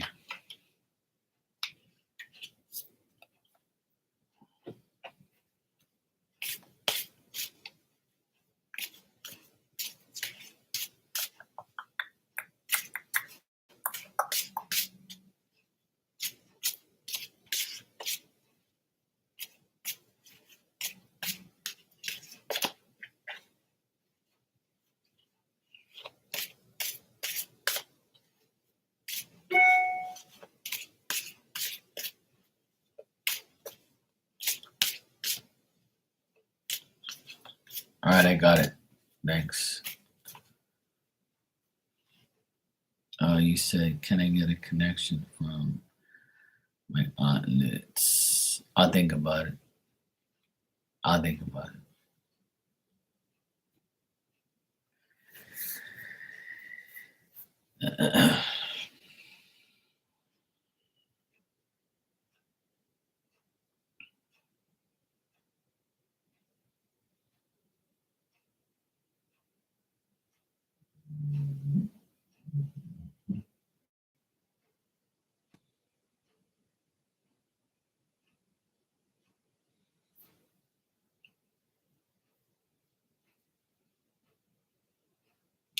She says you have to be very patient in the next coming days. She's saying that you need to be more patient. In order to bring things together, you have to be patient. She keeps stressing that. In order to have everything come together, You have to have patience. And she says you don't have no damn patience. And she says that you need to have patience. If not, you're gonna drive yourself crazy. Like she's like this, like did she wear like bracelets or something around her arm? Because when she's moving her arm, like I see like a bracelet, some see bracelets or something like that. You know how those people used to wear those like bracelets where they put it on that thing like that, and like it has like a gap, like a little thing on it.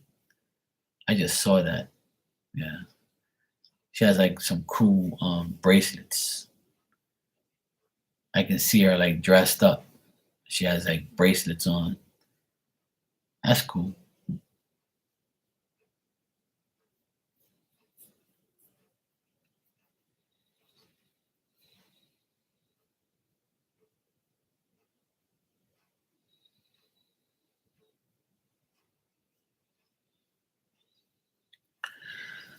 Yeah, you know what? She's saying that like, dog, will you shut your damn mouth? This damn dog, I tell you, makes some freaking noise. It's like a little. She grunts like a damn pig. She scared the shit out of me just now. Um, she's saying that you're gonna get more knowledge and more like information. If you're seeking information, you're gonna get the information that you need. Um, I think it's pertaining to work or pertaining to some type of business acumen or something like that. Um, she's saying don't dispute with anybody, like don't argue with anybody. It's not necessary. Um,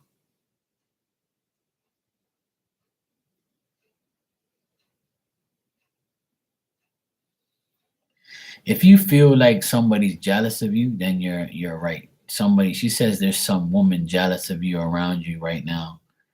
Um, the woman like is kind of look at you like, and the person's got like, they look at you and they're like, I'm jealous of this woman. It's someone who you know, like they're kind of like jealous in the background, just looking at you and shit. But um, it's more of like a like, oh yeah, whatever. Like the person's, it's not like a bad, it's not a bad jealousy, she says. It's just somebody who is like, um, like it's almost somebody that sees you talking and they're like, oh yeah, look at her. She's all happy because she's got her snail, and she's all talking her shit. She's going doing this, like, oh fuck, I wish that was me. Like someone who envies you or like someone who's jealous of you. She says it's a woman, but it's no harm. It's no harm or pun intended. I think that the person's jealous that maybe you are, happy with the person you're with and they're not, or they don't have anybody, so they're just kind of envying your life. But she says it's not nothing serious, but she says the person that has like a snarky type of a way about them. So for instance, if you're telling somebody about your life on a day-to-day basis, that person could be kind of like a little jealous that you're doing good and they're not. And it's not so much like a jealous, it's just like an envy or something. It's nothing. She says it's nothing serious, but somebody you talk to on a regular basis, she says that might be envying your life a bit.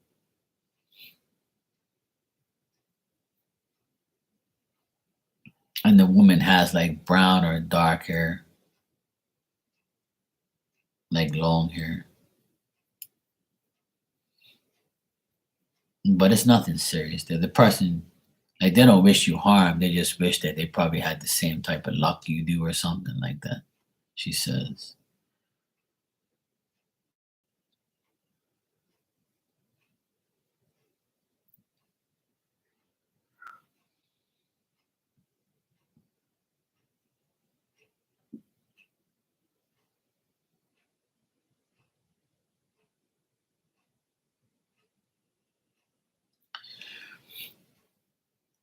Yeah, that's the best thing to do. But it just could be like you talking in the chats and somebody in the chat looking at you and saying, look at this bitch. Man, like I always tease you about how you publicize your life sometimes in here. Like, and there might be one of those chicks that look at you and say, yeah, she's talking about BBC again. She's going out this weekend, fucking bitch. I wish I was her. Shit like that. Like, stupid shit. It's nothing bad she's saying. It's just somebody that envies you, you know. And she's like this, and she's got her arm like this, and I can see all her bracelets. But she's talking to me with her hands.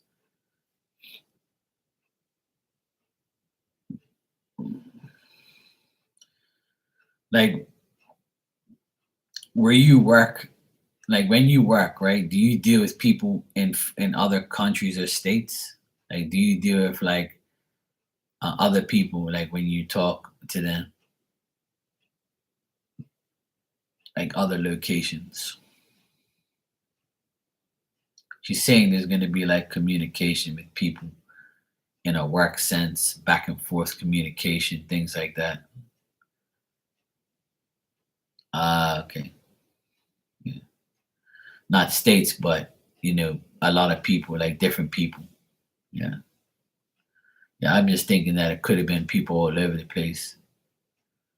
Yeah. So it's not states, it's just people. She says you're gonna be talking to those people. A lot of people like in different places and things like that. Um, she says if you have to negotiate. Like if you have to you might have to have more understanding. Try to understand more of the people that you talk to. She's saying like like especially if you're working for like an enterprise or something like that, or a company, like a big company that does a lot of things. Like she's saying, just pay attention to everything, have more of an understanding. Yeah.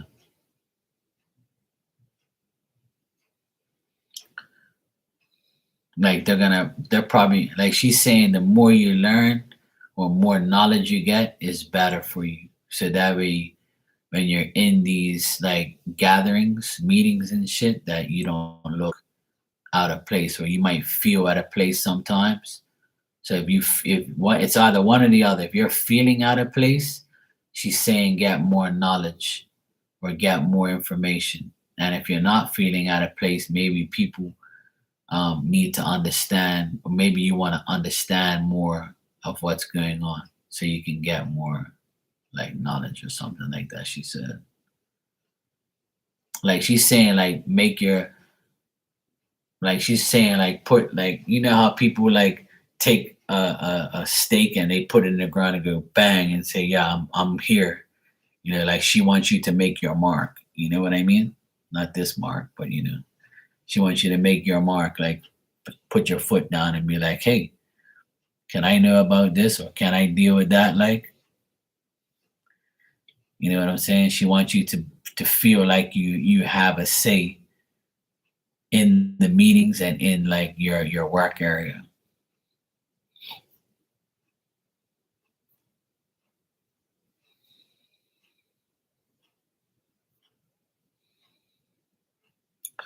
But she says that you're going to be fine. She says that you're going to be successful at work. If you're already not successful, you will be. She said work things will be better. She says those places in your life will be better. And she said you'll be dealing with a woman majority of the time. There's another woman that looks at you in a good way. So if you work with a woman, or a woman runs like, the areas you work in, the person feels like you're the right combination and you're the right person for the job. And they think you're a good influence and you manage your situations. Yeah. Right when I said manage, you said manager, Pamela. Does she have like brown hair?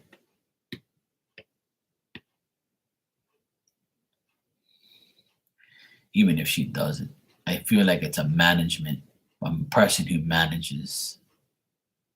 All right, cool. Well, there you go then. Yeah. It's a person with brown hair that manages things and brings things together. If she's the person who brings everything together, like brings the union of people together, or she organizes things, then she's saying that she likes you. But the thing is like I think that she has the ability to dispute with other people about the situations. Like, but I think she likes you though. Like this person likes you, but they feel like there might be some type of like delays here and there. This person might have delays towards business and towards making something happen for you. But this person is a good person though. Like you might hear of her being like a little fidgety or a bit under, like, trying to do things, but you might be able to help her. She might ask you for help. She might be say, "Hey Lorraine, can you please take on this situation and do this?" And you'd be like, "Oh yeah, sure, Pam. No problem. I'll do that for you." So she says that you're gonna be dealing with this person a lot more, if that makes sense. You'll be dealing with this person, but don't dispute with them. Like don't undermine them. Like whatever they ask you to do it. Yeah. So if she says to you, "Hey, look, Lorraine, you got to do this, this, and this," and you might not, like the fact that she's put this on you, just do it. Don't dispute with her. Like don't undermine her. Don't argue with her. She's saying like just do what this person says, like, and you'll be fine. She says that this person will help you get more knowledge or some shit like that. Yeah. She says the person's good. Yeah. Even if she like aggravates you or harasses you, it's because like she knows that you'll get it done. You know. So if you feel harassed by her, that's what it probably is. It's probably that.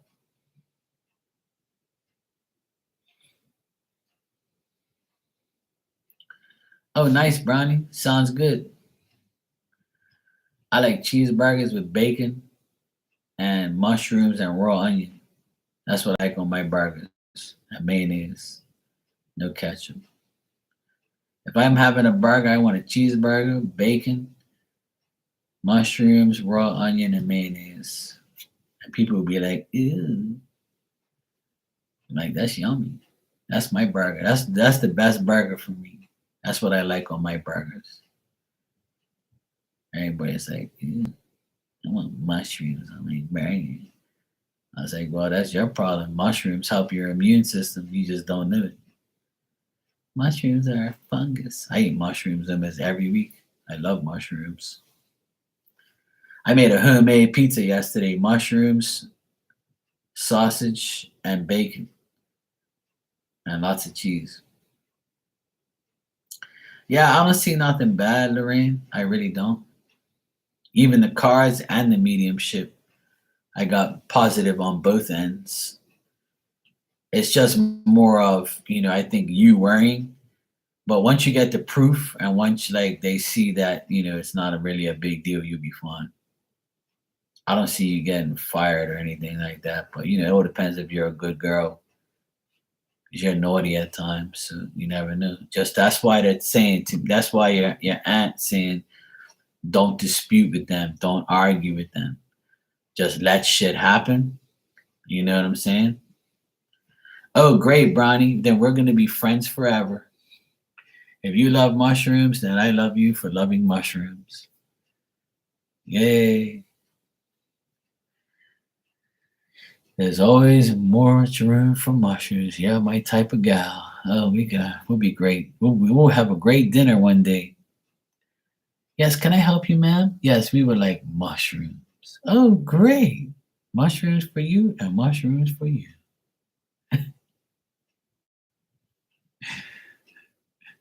Me and my sister, we eat mushrooms every like every other day or every 2 days.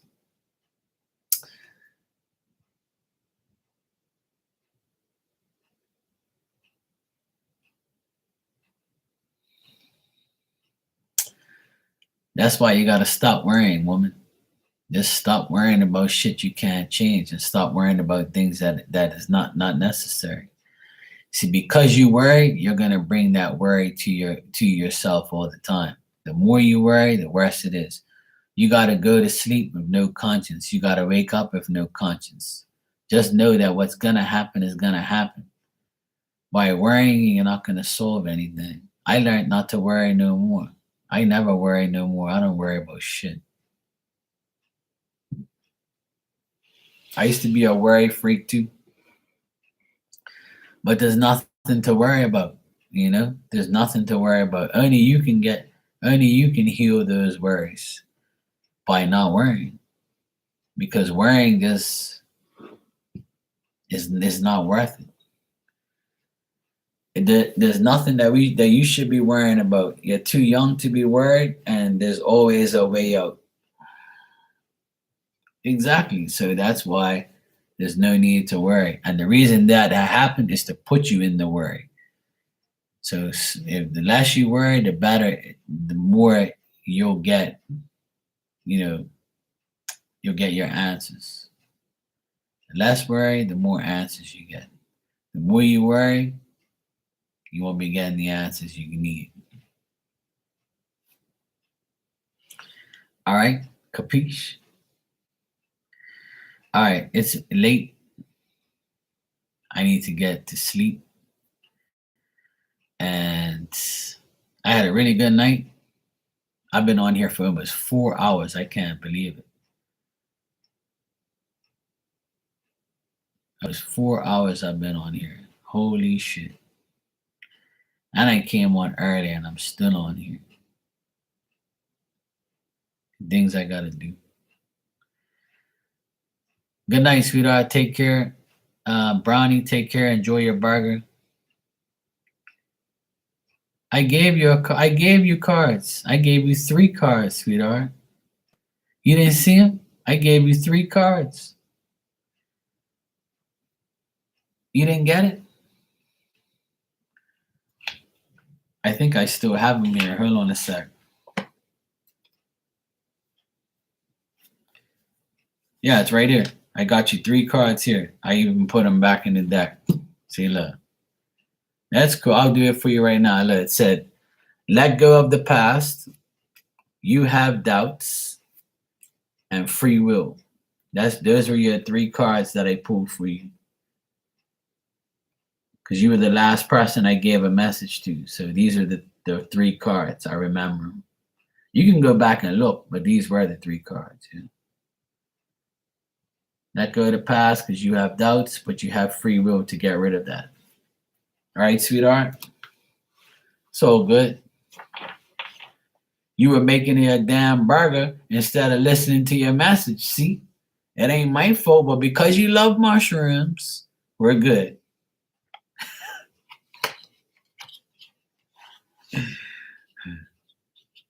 It's 1:44 in the morning.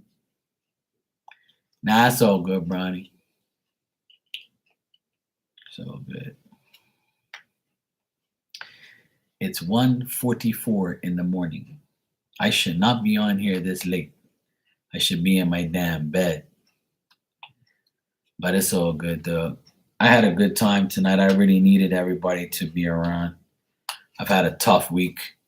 So it's nice to have everybody around and talking and having fun. I like to laugh every day. Why not? All right, Milk Tea, Brownie. Love you guys. I'll see you guys tomorrow. I'll be on here tomorrow night. All righty? Take care. Have a good weekend if I don't see you.